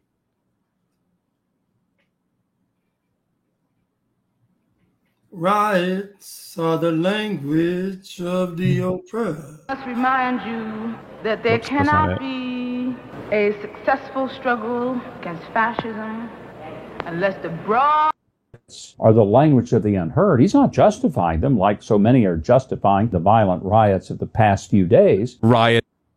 Yeah. So, I mean, I can play the clip and I can pull the clip up. I'm sure it's somewhere in my history, but I just took that part. He's saying that Martin Luther King wasn't justifying riots like people are justifying riots in the last few days. And of course, this was in 2020 when you had all the rioting going on due to the George Floyd situation. But yeah, Mike Huckabee was, and in that clip, just to give you all context, was saying, we should all follow suit with what Martin Luther King is doing or did. We shouldn't be rioting in the streets. Remember, Martin Luther King said, yeah, he did say that riots were the language of the unheard, but he wasn't justifying riots. He was saying that there's a better way, and that better way is to do so through, law and order and legal action and this, that, and the third. So yes, Mike Huckabee is saying that Martin Luther King is right and just in what he was saying. He doesn't see it as a sinister thing, right? What do you think, Blanche? I mean, do you see it as a sinister thing? Do you think Martin Luther King was really justifying the rioting, or do you think he genuinely didn't like rioting? Yeah, because the premise he's saying is the thing. Okay, so think about it contextually. He's saying that the oppressed can't be heard. So their frustration for not being listened to by the powers that be causes them to riot. You then make rioting a noble act. If a person is rioting because they're not rioting because they have everything going for them, they're rioting because you all won't listen to their struggles. So it does justify them rioting, and it makes it a noble act. So that is exactly what King was doing. He's basically trying to say that when you see someone rioting, look at it as a person that can't talk finally being able to speak. So yes, he is. And so now rioting is no longer breaking the law. It's no longer tearing up people's property. Now it's just somebody trying to be heard. So now don't take it as a threat. Don't take it serious. Now you can listen to him. Now bring him into the house, sit down with him and want to talk to him after they just destroy the whole city. Yeah, he's definitely justifying it. Definitely. And what did Stokely Carmichael say, who was part of the student wing of Martin Luther King's little movement? Let's see if I can pull that up real quick. Stokely Carmichael, where'd he go? The King was a great mobilizer. He was not an organizer. The King was a great mobilizer. This was indeed one of the great differences between SCLC, the Southern Christian Leadership Conference, and the Student Nonviolent Coordinating Committee, SNCC. We were organizers. Since 1960, more than 50,000 of your fellow students have been arrested and jailed, beaten, faced police doors and water hoses. Before we see real freedom, no doubt there will be more jailings, more beating, more water hoses, more drugs. Recently, some lot of garbage is written in books by people who call themselves historians, making it appear as if we have to thank Lyndon Baines Johnson for the advancement because he signed the Civil Rights Bill. Of course he signed it, but while he was signing it, we were in the streets burning the country down. You better hurry up and sign it. Burn the whole country down. Do it quick. But if you're not careful, you will thank Lyndon Baines Johnson. So, I mean, they're telling all, I mean, the thing is, like, these people are shown as being peaceful, as being godly, as being church going, and and like little choir boys. Like that's what they are presented as. But Stokely Carmichael in his old age is saying like, no, we were burning the country down. We were doing so. And that wasn't the part that was being shown on the front pages of newspapers and on television screens, right? All you saw on television screens is "We shall overcome," right? That's all you saw is them doing this, right? And marching down the street. But the fact is, like, these people were literally trying to provoke violence. Do you remember that picture I shared with you and Keisha and Chuck last year, where you had it's a picture that's seldom seen when you're looking at this old black and white footage of the dogs and the hoses, but you literally had black folks trying to provoke the dog to come over to them. Taunting the dog. Taunting the dog, trying to get the dog to come over to them and bite them.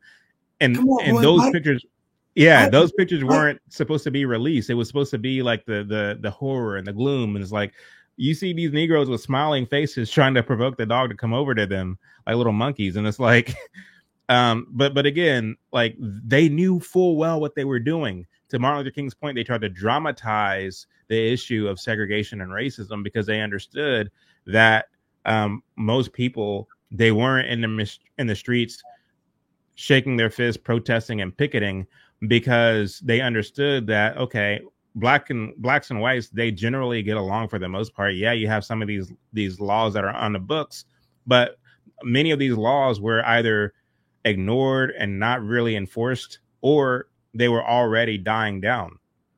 I actually have, as part of a documentary that I'm working on right now, the number of marriages between like interracial marriages from the 20th century, from the turn of the 20th century to the 1960s, blacks and whites were getting married, even in the face of these anti-interracial marriage laws. And I had to dig and to find these numbers, because if you Google it, like, you're not going to get a proper representation of what those numbers were. Mm-hmm. But my point is that these anti-intermarriage laws were not really being enforced. They were only being enforced in kind of rare, obscure circumstances. The same as like going through certain doors, eating in certain balconies, so on and so forth. And I don't know if anybody who is old enough to have lived during this era is in the chat section. Maybe you can attest to this, but I've interviewed a good number of people who are our elders, who are in that age demographic, who can attest to the fact that, yeah, I mean, in some areas I went to, they were enforced, but in most cases, they weren't really enforced like that, you know? So anyway, my point, so one of the clips I have as well, I'm not going to play it tonight, but one of the clips I have as well is with Dr. J.H. Jackson, because I got a lot of footage of him as well, who is saying that the proper way to beat Jim Crow is in the courts, behind closed doors, with responsible people coming together. That's the only way that this can be done. You can't do it in the streets, because all you're going to do is embitter people, and you're going to, in a sense, soil the dignity that currently exists amongst black folks. So he was speaking almost prophetically, because that's exactly what ended up happening. When you look at across the width and breadth of this country, and you see all the entitled black folks, this kind of smug disposition that they have, where there's this disdain for white people, that they feel as if they are entitled to everything. The fact that blacks are the most socialist ethnic group in the country, socialist because they believe that they are owed everything because they're black. That smug disposition is a result of the civil rights movement that was implanted in black culture by the civil rights movement. And so, yes, Joseph H. Jackson was absolutely right in what he was predicting. What's the you, Blanche? So what's his name? Joseph. What's his name? Let's play his clip real quick. Yeah. It's not the clip that I was referring to, but I wanted to play this after the whole violence or riots is the language of the unheard. And what you'll hear in this clip right here, it's a very short clip, it's like 20 seconds long, is pretty much par for the course as far as what his take was when it came to any of these things. I cannot see how we can afford to retreat from law and order. If we do not get the thing that we want now, we must not lose confidence in the power of the law. I feel that in some instances, the power of suggestion may occasion some of this trouble. We must not make our young people, or adults for that matter, believe that if Congress does not act as we desire Congress to act, that the next thing is to become violent and vicious and lawbreakers. So the audio was kind of strange. The audio was very bad, and so you can hear that it was repaired, but that's not what he actually sounded like. And there was words that were really hard to make out. But basically, what he was saying was, when it comes to trying to fight to end segregation in these contexts, if you don't get your way, the next step is not to be violent. That's altogether different than what Martin Luther King was saying in an underhanded way, where he said violence is the language of the unheard. And so you have two different approaches in leadership as it relates to the church. Martin Luther King knew full well what he was doing. He was in an underhanded way advocating for rioting, advocating for violence. And when you see him there next to Stokely Carmichael, who, like, they're two wings of the same bird insofar that the SCLC was the church organization, but SNCC was like the student campus wing of the SCLC. And he's admitting, Stokely Carmichael, that, like, yes, we unlike the SCLC, were not afraid to get violent. We weren't afraid to get our hands dirty. And when you look at that, it's not as if there was this kind of, like, difference in opinions and difference in beliefs as it relates to the SCLC and the SNCC. Like, they were the same organization, but they just had two different roles, as it were.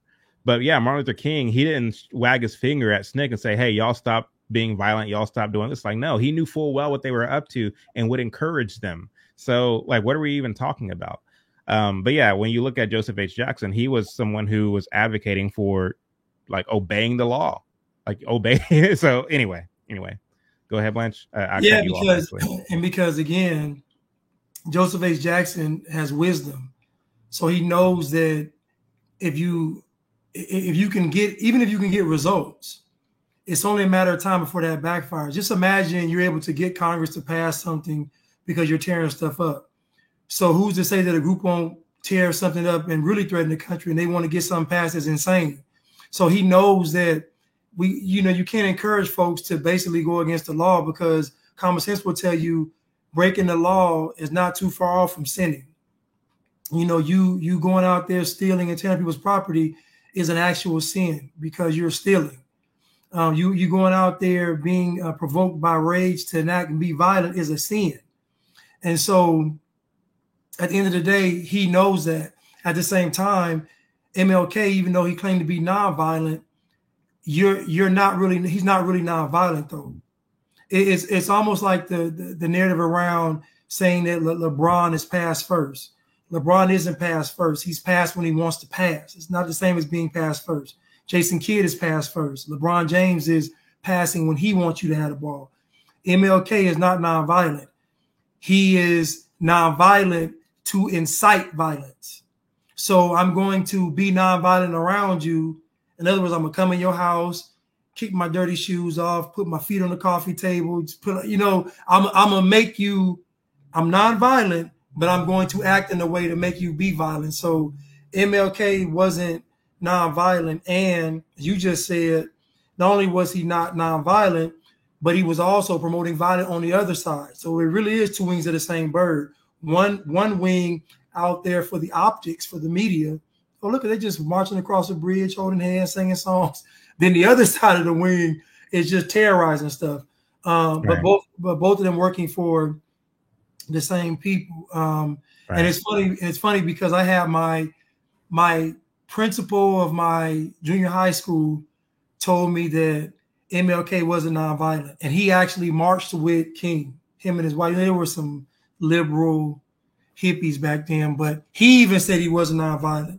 He told me back when I was in 8th grade, he said MLK used the nonviolence to provoke violence. So he said he wasn't nonviolent. He used it as a tool. Mm-hmm. But I was too young to even grasp what he was really even saying. I just remember he saying that to me years ago. Right. Yeah. Let's check out this clip real quick. Where'd it go? There it is. I must remind you that there cannot be a successful struggle against fascism unless the broad masses of women are drawn into it. Down with the fascist pig oppressor. Long live the People's Liberation Struggle. Long live Huey P. Newton and Eldridge Cleaver. All power to the people. Dare to struggle. Dare to... Doesn't she sound high, by the way? She sounds slow. She sounds like she's talking to a room full of children with helmets on. Like she, like even the way her sentence structure, like it sounds very remedial. Power to the people. Yeah, she sounds like she's high on something. She probably is. This is the 70s, so She probably high. I'd like to introduce to you Sister Ora Williams. Chairman Mao says that a revolutionary should have largeness of mind, and he should be staunch and active, looking upon the interests of the revolution as his very life, and subordinating his personal interests to those of the revolution, always and everywhere. He should adhere to principles and wage a tireless struggle against all incorrect ideas and actions. He should be more concerned about the party and the masses than about any individual, be it mother, wife, or child, and more concerned about others than himself. Can I say this? To me, I feel like these, you see how they're speaking, like it's very, like you're talking to children. And I don't know if it's because during this time, this may have been this type of rhetoric may have been newer. I don't know, but it just seems like they're talking to children. Maybe there are a bunch of young folks in the crowd, though. Maybe it is a bunch of young people in the audience, because that's what it sounds like, they're talking to kids. Yeah. But what do you think about that last part of what she said about like how like you must forsake your children and like your wife and all that for the sake of the people?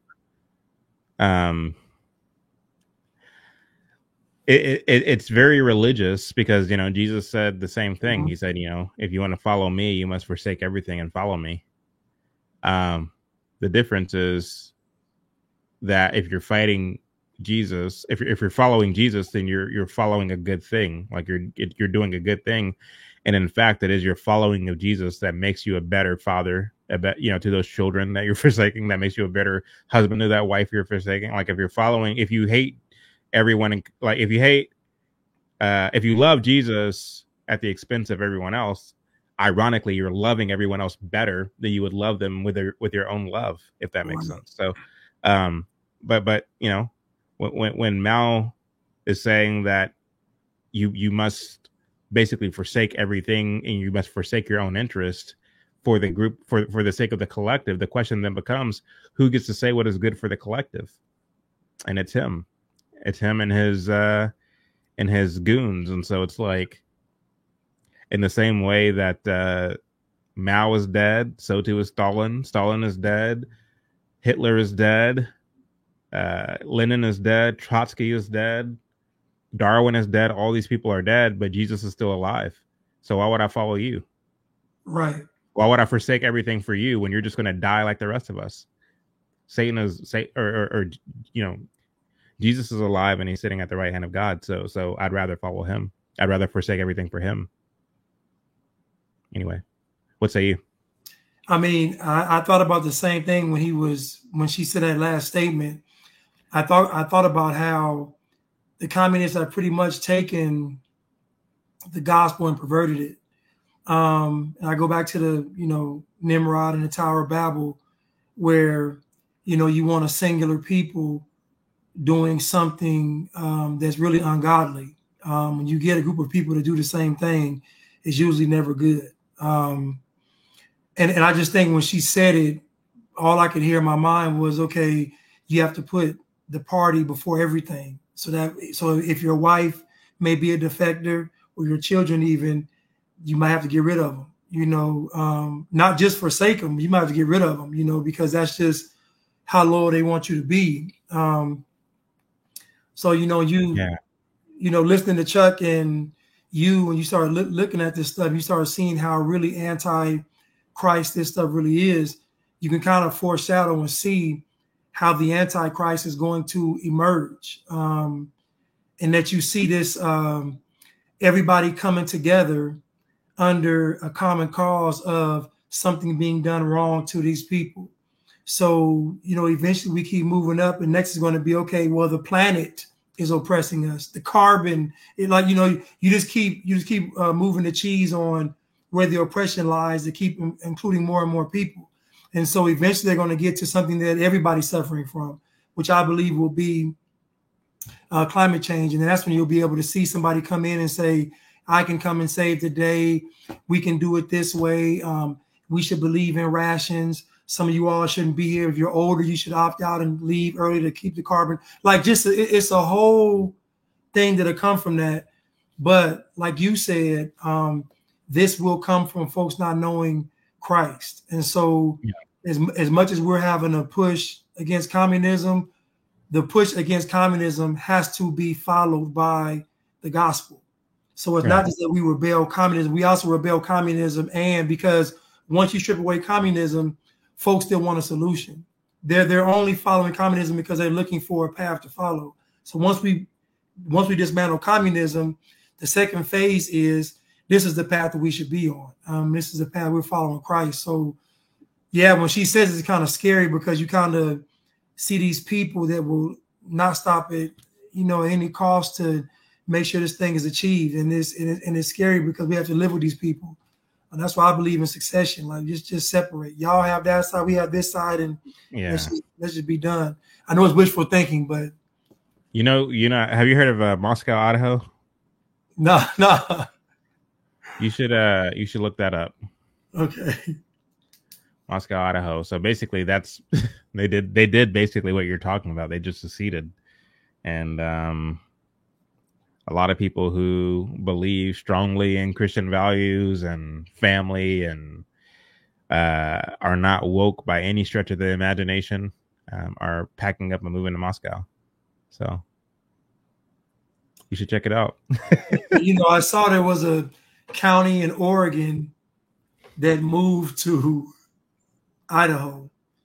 The whole county left. The whole county moved to Idaho because, you know, Oregon's obviously, you know, crazy, you know, woke. You know, Oregon was the one that tried to make all hard drugs legal, and then they passed it, and then they reversed it after about a year. You know, you just incentivize debauchery and decadence to a level unimaginable. But yeah, that county moved to Idaho. I thought it was interesting, but I'm gonna check out Moscow, Idaho. Trying to look at what their demographics are right now. Let's see here.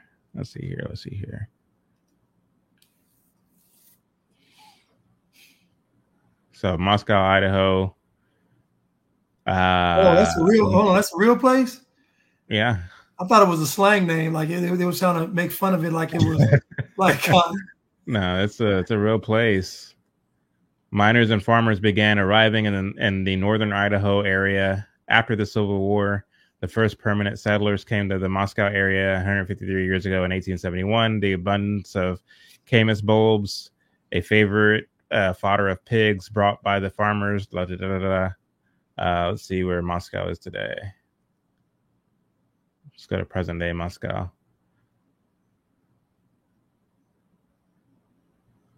Okay, 2010 to present. Moscow is known internationally as a location of Christ Church and its associated ministries, Canon Press and New St. Andrew's College, as well as Logo School. Crawford Gridden suggests that Moscow is, quote, America's most post-millennial town, unquote. since the town's two explicitly postmillennial congregations, Christ Church and Trinity Reformed Church, make up about 10% of the town's permanent population, which is saying a lot. I mean, for two churches to make up 10% of the population of a town. Yeah. In the early morning hours of November 13th, 2022, 4 University of Idaho students were stabbed to death in an off-campus rented house in Moscow by one or more attackers using one or more long knives. The authorities have identified a suspect who faces the counts of... Why would they put this here? That's random. Anyway, I guess they have this one little snippet about the people who are moving to Moscow, who are part of this. They want you to know that they want you to know that Moscow ain't this utopia. They put that in to let to shatter your hopes of thinking it's going to be a perfect place. They might just pay somebody to go in and do something crazy. I don't trust these people. Yeah, in the year 2000, let's see here, 92% of Moscow residents were white. 0.91% were less than 1% were black. It's too high. A little over 3% were Asian. So you have whites and then Asians coming in at second in terms of the population. So less than 1% black is too high for you? Yeah, because you see they already had one stabbing. You already had 4 murders. So, it's just... I'm trying to find some recent demographics, but I guess you wouldn't find it on Wikipedia. What's the total population? Sorry? What's the total population? 25,000 as of 2020. Okay. Yeah, 25,000 as of 2020. But I mean, if you look at it, it's grown. I mean, it keeps growing. Yeah.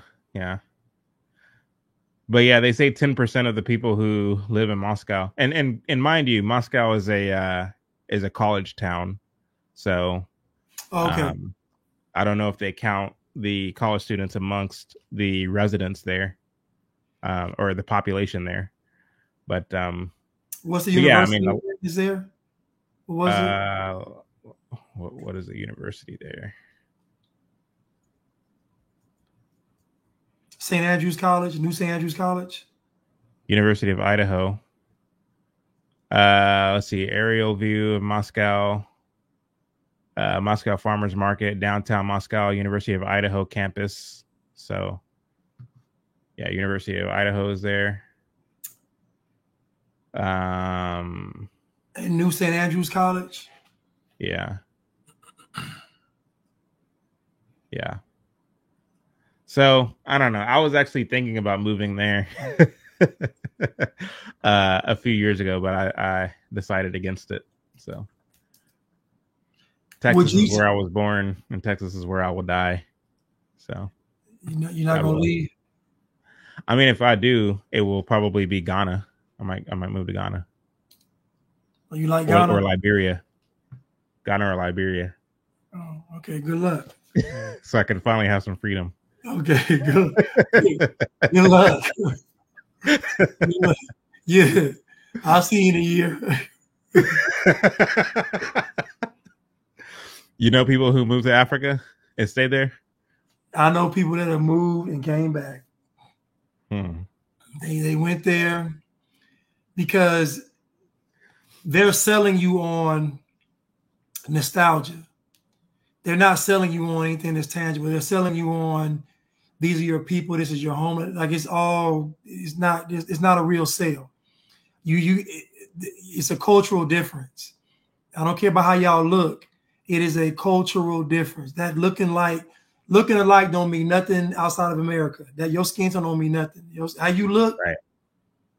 Trust me. Lance, do you ever find yourself in a situation like if you go to like, do you travel a lot, like out of Atlanta? I mean, I used to, but not that much anymore. So if you are in a predominantly white context, predominantly white town, predominantly white city, predominantly white state, if you walk by a black person in public, do you give them like a nod, or do you say what's up or anything like that? Like to specifically black people, black men? Is that something that you do?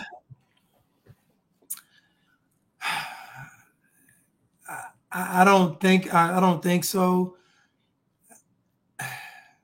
If I make eye contact with somebody, I'm gonna speak to them.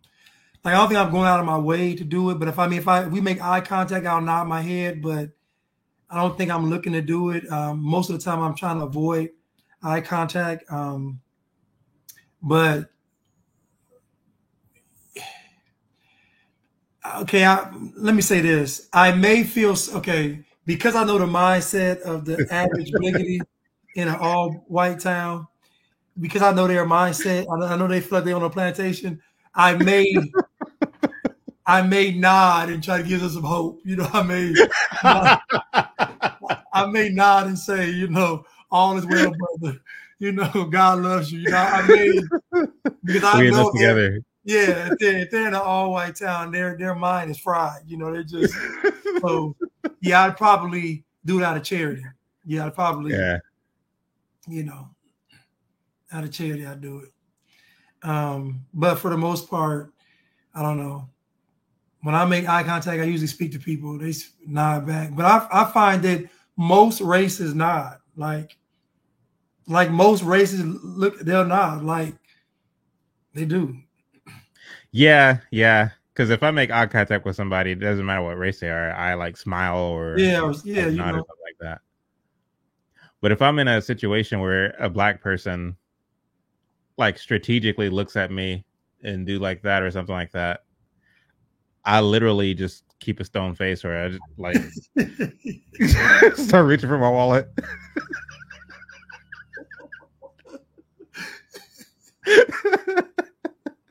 Start dialing, show down. Yeah, you just hey, I'll call him. I'll call him. Remember that one meme of that guy, and he was sitting there with the striped shirt on, and he had his phone like he was about to tell somebody. It was like a real popular meme. Listen, that guy, the look on his face, I know what he was looking at. He said, "I'm about to get these up out of here. I'm about to get them up out of here." But I will say this, Chad. I just know that because of the programming and propaganda, that most of the kings and queens feel oppression just by being outnumbered. Mm-hmm. So they could be in a situation where it's like 1,000 white people and 10 kings and queens. Just from the optics, they're going to feel oppressed because they already feel kind of insecure and uneasy. But I just say that I find that most of the time you can talk to pretty much anybody. Most people share common basic beliefs. Like folks, want their property protected. They want to, be able to work. I mean, yeah, most folks have more in common than they do that aren't in common. Things that aren't in common. Yeah. Do you believe that there are any? I guess rounding this out, do you believe that? I mean, we're moving. What are we? We're not too far from this 2024 election, where Donald John Trump will be facing off against Kamala Devi Harris. Do you think that the civil rights movement have any implications on today and where we find ourselves right now? And if so, what are they?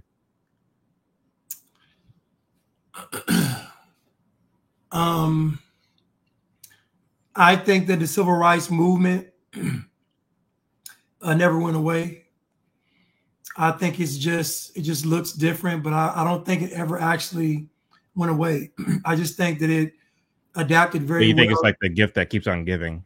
Yeah, I think it adapted so well to the times because, like, even, listening to you and Chuck, what I'm finding is that this stuff hasn't left.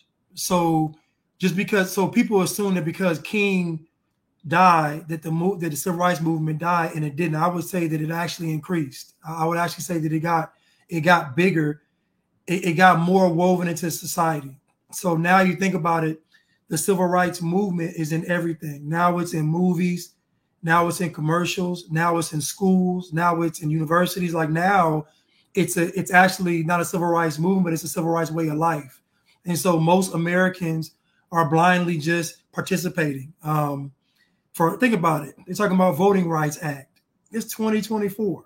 Imagine a candidate saying, I'm going to make sure you'll be able to vote, but you got to vote for me first.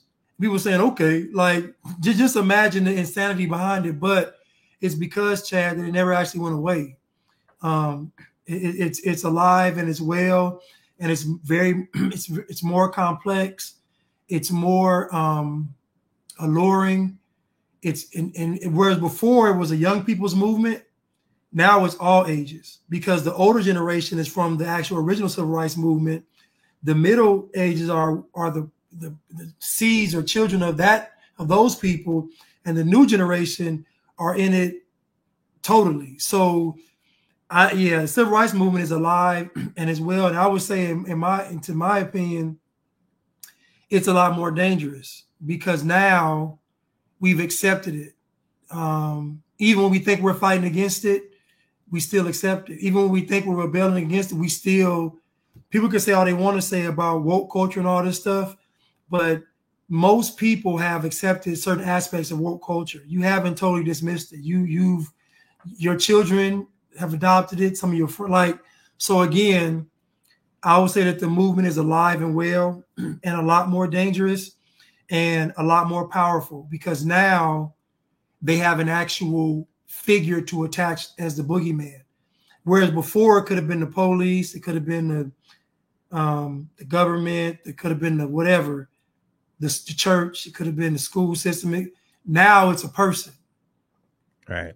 Now it's Trump. So now it's easier to focus a group of people on one thing versus looking at this. No, everything is encompassed in that man right there. If we get rid of that man, we'll get rid of everything. We'll get rid of all the stuff that we don't, the anti, I guess, liberal, whatever. We get rid of all of it in one fell swoop with him. So just like, and honestly, I'll say this, just like King was the figure for the civil rights movement, I would say that Trump is the figure for the civil rights movement today, just in the negative part of it. So he's what they're fighting against, if that makes sense. He's the figure of the civil rights movement today. It's like kind of like reverse psychology. We can't have America be like how that guy is.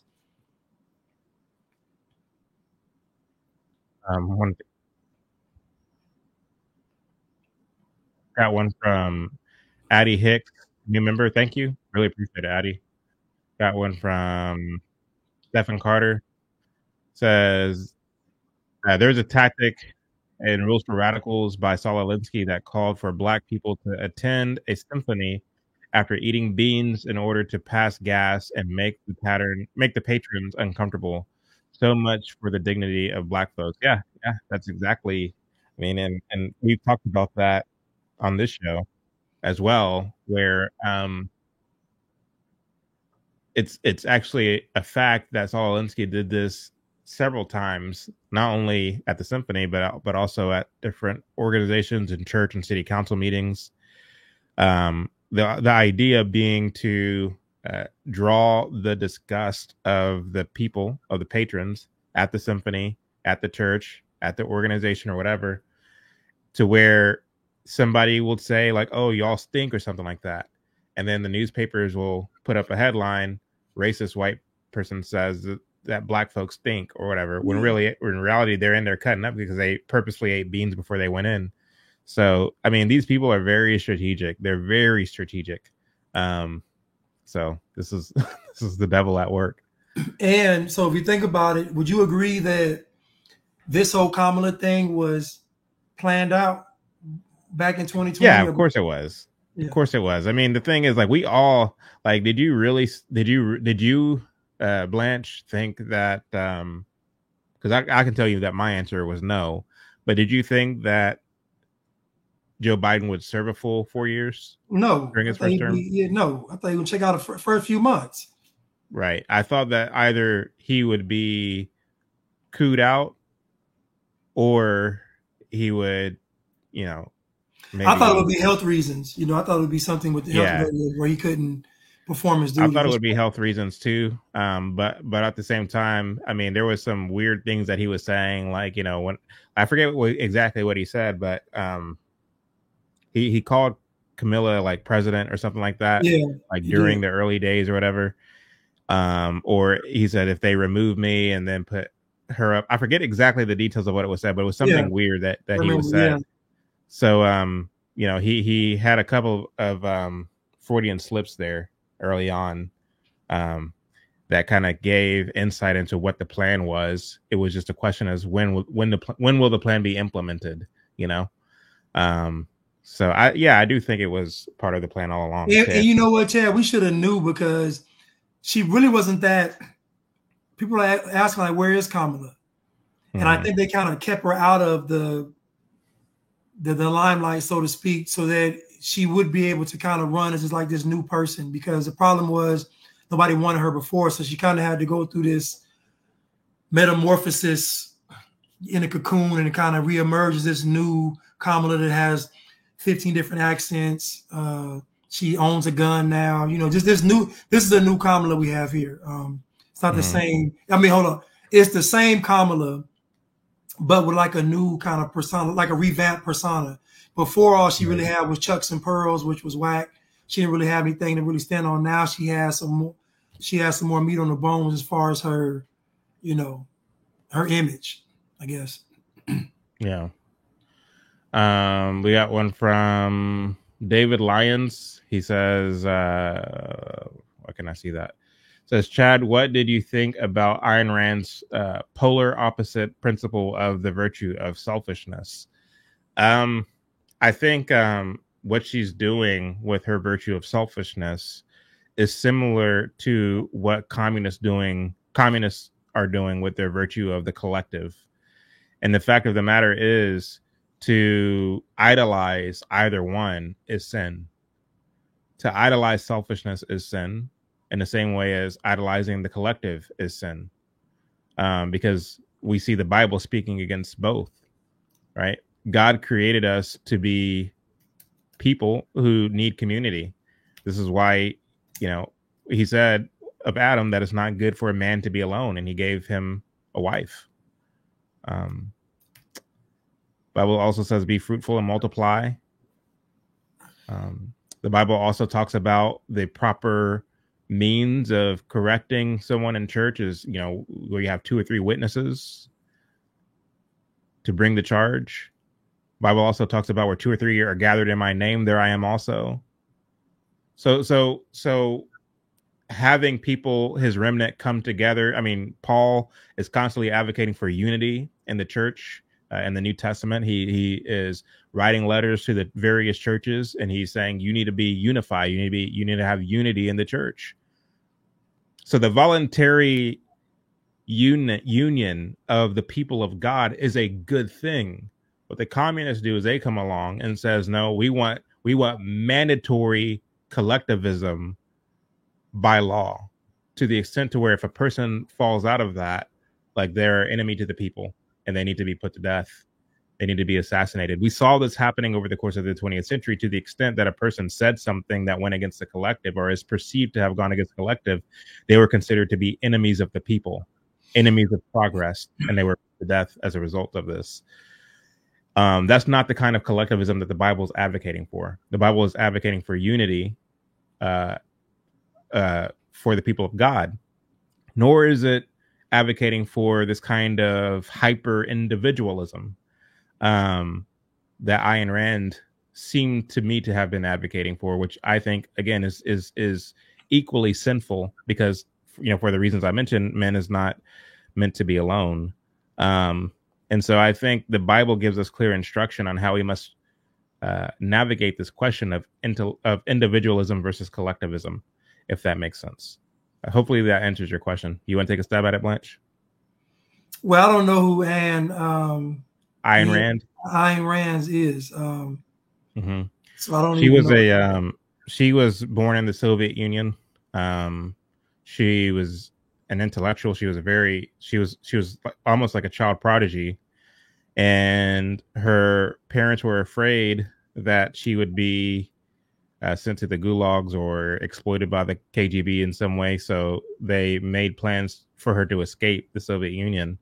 And she came to the United States and fell in love with the United States. She became an author. She wrote Atlas Shrugged. She wrote The Fountainhead and other books. Atlas Shrugged, okay. Mm-hmm. And she was an anti-communist. She wrote about, to David Lyons' point, the virtue of individualism, and that was her answer to collectivism. And so, you know, there are a lot of people who are libertarians and even a lot of conservatives who hold Ayn Rand in high esteem. And I too have read her books, and I think she was a very gifted writer and thinker. But she was an atheist, and that unfortunately did shine through in a lot of her writing. And again, I think that in the same way that it is sinful to idolize collectivism, it is similarly sinful to idolize individualism. I think Christ is teaching us something completely different than both of those things. So, but what are your thoughts about any of that, if you have any, Blanche? Oh no, I mean, I think ultimately, if you don't have Christ at the forefront, you're going to eventually succumb to the world. You're going to succumb to communism, because like the only thing that's going to keep you from doing it is you following Christ. Because if you don't, so if a person doesn't have a God, then the devil's going to find a way in. It's just how it was, nature of the beast. So, you know, if somebody says I'm an atheist, I know eventually you're going to the devil's going to find a chink in the armor. It's just how it is. The enemy is never sleeping, never ceasing, always looking. So they're going to find some area that you're weak in and just compromise you on it. So it's sad to hear that she, you know, she has something similar to like a Moses story where her family, you know, ships her off to give her a better, you know, life in America. And I mean, she probably achieved it, but it's just disheartening to know that she did all this research and studying and didn't get to Christ. I don't know. I feel like people at this level, Chad, they're rebelling against it. Like they know, I feel like some, you know, their spirit is talking to them and they're like, nah, I don't want to do it. I could be wrong, but I don't know. The more I read, I agree with you. The more stuff I read, I'm always getting to somehow the word is getting brought to me somehow. So, I mean, I don't know. I just think that a lot of these people don't want either responsibility or the burden of having to live that kind of life. Yeah, I agree with you. Thank you for that question, David Lyons. Really good one. We got one from Zachary G, $5 super chat. Says, real question for Blanchard. Do you nod up or down? Probably up. Yeah, that's a California thing. Oh, y'all not down in the South? Yeah. Mm-hmm. Oh, okay, I got you. Oh, with the hat. Yeah, that's the Texas thing. Gotcha. All right, so as promised, somebody asked me to play this clip. Let me see if I can't pull this up. Let's see here. And that's crazy. I guess up for the West Coast and down. Never thought about that. Our country needs a savior right now, and our country has a savior. And that's not me. That's somebody much higher up than me. Much higher up.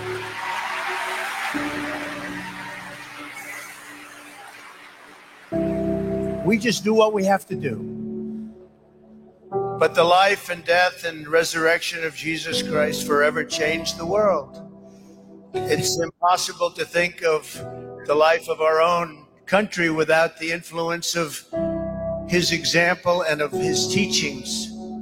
Our miraculous founding, overcoming civil war, abolishing slavery, defeating communism and fascism, reaching boundless heights of science and discovery, so many incredible things, even right outside the magnificent skyscrapers and the whole development that this beautiful church is a part of.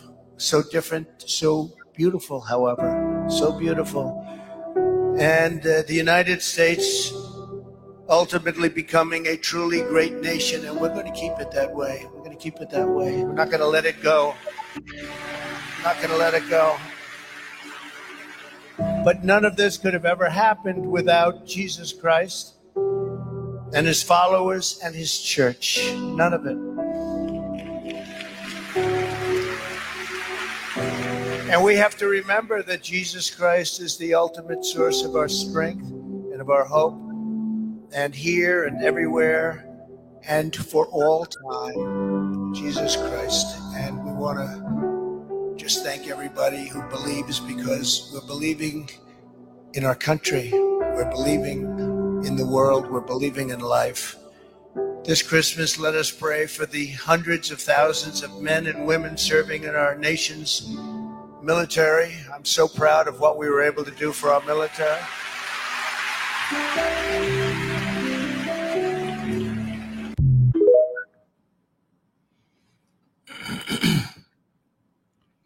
Man, listen. I'm not going. I can't knock it. I don't care if he's genuine or not. What he's saying is right. Yeah. I would argue that he's right in saying that we need a savior. But what good is a savior if you're not willing to make him your Lord? I agree. You know, a lot of us want to be saved. A lot of us want the gift of going to heaven and not having to pay for the consequences for our actions. We don't want the Lord. We don't want the guide to lead us out of our actions, to teach us how to live in such a way that we're not making the same decisions. And you make this point all the time, Blanche, in your own way. I caught a part of a live that you did here recently where you talked about what the motive of those who are coming out against Sean Combs is. It'll be a lot more meaningful if they were repentant and said, look, I participated in this and I'm wrong for what I did. Here's what I did in great detail. And I was part of the Diddy world, and here's what Diddy did. Like what these whistleblowers are saying would be a lot more meaningful if they were coming from that. But no, they don't want to pay for the consequences of their actions. They want money out of the situation. And I think that's similar to a lot of us who want a savior, but don't want a Lord. We don't want a Lord to follow. Right. And so, yeah, I mean, but I'm like you, listening to the clip. I mean, even if he was reading from that little script or whatever, like the fact that he is saying it, I think is important, you know? So it was moving. I'll say that. It was definitely moving. And I mean, I agree with you, Chad, that 1,000%, in that we all want the benefit, but none of the costs to get it. And we all, like you said, we want to be a great point. We all want to be saved. We don't want to live righteously. We don't want to be subject to a God. We don't, you know, we don't want to put Christ at the head of our lives. Like, we don't want to be submissive. You know, a lot of it's pride, a lot of it's not wanting responsibility, but a lot of it's really just cowardice.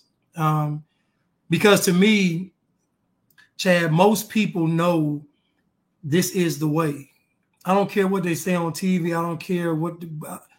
When they're alone at night, laying down in that bed, they know. They know. And the reason why they don't want to do it may vary, but they know. And just like your spirit speaks to you and mine speaks to me, theirs speaks to them as well. The Bible says that the spirit is willing, but the flesh is weak. So the spirit is always ready to do the Lord's will. It's just the flesh isn't. So every person's spirit is already in tune to do what God wants them to do. And so most of these people, I believe they're trying to find a way to kind of hedge their bets. Okay, I'm not going to be a bad person, but I'm not all the way going to really commit myself to Christ too. So I'm going to kind of, you know, I'm going to do good in this area. I'm going to do this, and hopefully these good deeds will outweigh my lack of obedience and my lack of submission. But we know that God is a all or nothing, you know. Right. Got any last comments? I mean, the civil rights movement, I don't know if, I don't know. We might get back to it sometime in the near future. There's plenty of archival footage from where that comes from. And like I said, Keisha and Chuck had mentioned last time that the conversation that was had last time warranted a part 2. So I didn't know if they wanted to get in on it. Yeah. Probably won't be a great idea to do 3 weeks in a row on civil rights, but yeah, what are your last thoughts? Civil rights movement is alive and it's well and it's thriving. And the more I learn, just the more I learn that it's stronger than ever before. It's kind of like the saying where you said the greatest trick of the devil is convincing the world that he didn't exist. And I think the greatest trick of the world now is convincing the world that communism isn't a threat, which is globalism. So this is where we are now, where folks don't fear socialism, communism. And you said this, socialism to communism to globalism. Folks don't fear the end result. The end result is going to be globalism. People aren't afraid of that. And that's scary because now, well, if you don't fear that, then you're not going to take anything before that serious. It's no different than the Bible saying at the beginning of wisdom, fear of the Lord is the beginning of wisdom. You got to fear God before you can actually understand what's going on. You got to have some type of something that you're paying that great reverence to. And, you know, if you don't, then how will you ever be reached? You'll just go your own way every time. So I think when it comes to communism, the civil rights movement, maybe their greatest, I don't know if I want to say trick or accomplishment is basically making globalism seem harmless against the industrial. Because now folks don't even, you mentioned communism now, folks like, oh man, that ain't nothing. You mentioned globalism, that ain't nothing. Like people don't even care no more. At least back in the day, it was people actually fighting against this red wave. People actually, you know, literature and cartoons and speaking about it and being adamantly against it, making people aware of it. Now, no, now it's Trump versus Kamala. That's it. I asked what should the next show be on. Somebody said cutting through Haitian culture. Be fun. Do we have any others? Blanche and Chad, please take a look and see at the 60s TV show Julia. It's available free online, and the very first episode sets a tone for the rest. All right, I'll check it out. Chad, how about the Vance Walz debate October 1st? October 1st? What day does that fall on? Next Tuesday? Next Tuesday. Yeah, I'll do a live stream for that. You wanna come on for that, Blanche? Yeah, I think that'd be more entertaining than Kamala and Trump. Honestly, I think that'd be a lot more entertaining because Waltz is out of control. Like, I mean, they both say anything though. So I think it. But Vance is supremely smarter than Waltz. Oh yeah, that's not even clear. That's not Waltz is kind of a Charlie Brown character. Like Waltz is. Yeah, I'll do a live stream on that. Let's see. Stimulate student. Chad, watch that video I sent you. Yeah, I did see that you text me. I'll check it out. I'll check that out, Stim. I will check that out. So folks, let's see here. I am in the process of scheduling some screeners, some private screeners for a film that we are finishing up called Comrade Yuri. I have a trailer for that I want to show you all right now. So I'm doing a screening in Dallas at a forthcoming date, and I'm doing one in Atlanta as well here pretty soon. So it'll be nice if you are a member to the show, you're going to get free tickets to that. But I want to give you all details for that in the coming weeks. We're doing a private screening in Dallas at the USA Film Fest tomorrow evening. I won't be there for that. But this is a very private, exclusive event that will be shown for the first time. But I'm doing my own screenings of the film here pretty soon. So, but this has been a labor of love. We've been working on it for the past 2 years. We kind of put the Uncle Tom 3 thing on hold. So I'm glad that we're finally putting a bow on this and finishing it up, because we can now get to the Uncle Tom 3 stuff probably early next year, where we'll begin doing interviews and stuff for that. Dr. Carol Swain called me yesterday, or she actually texted me. I'm thinking that she's wanting to be in Uncle Tom Part 3. So I know initially she wasn't too pleased with where we went with the civil rights movement and Martin Luther King, but I think she's come around to what the civil rights movement was actually about. So anyway, that's neither here nor there. I wanted to share this clip with y'all, and then we'll go ahead and wrap it up.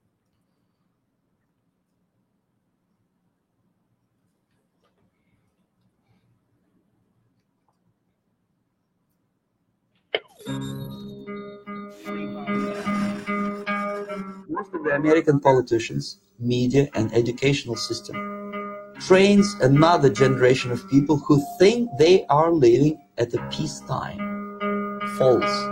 The United States is in a state of war, undeclared total war, against the basic principles and the foundations of this system. It used to be that conquerors came into a country from another country.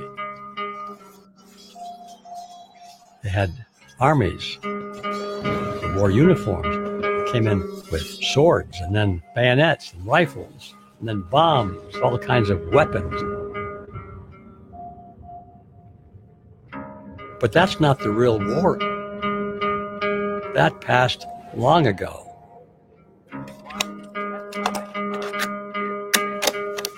This is the trick.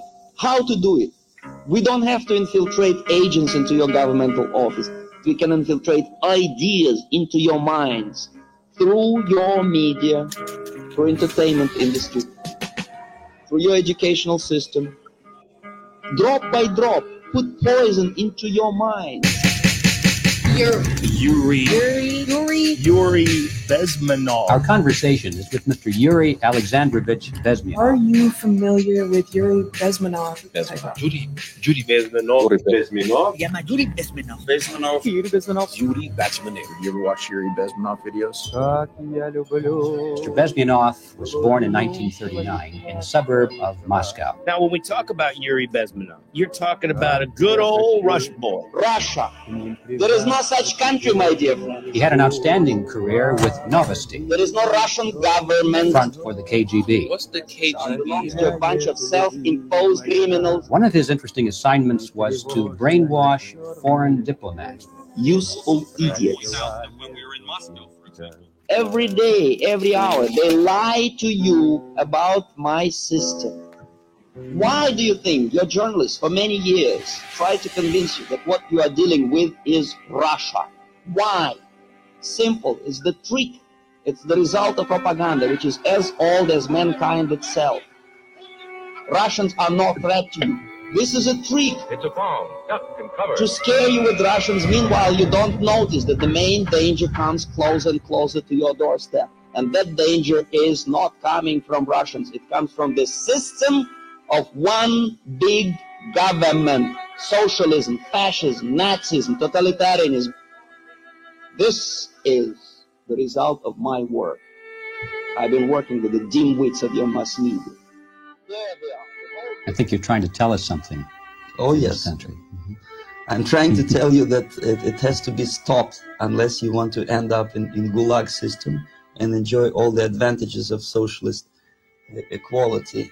Some of the things he told in that interview, people know by now who have seen it.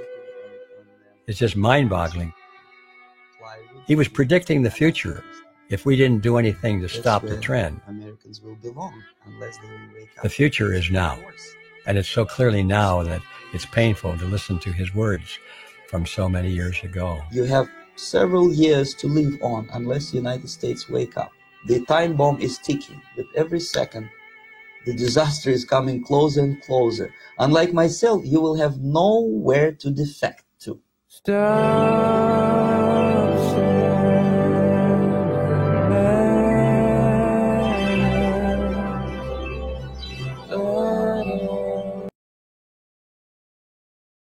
All right. So y'all saw that it said in theaters Christmas, but that's not accurate.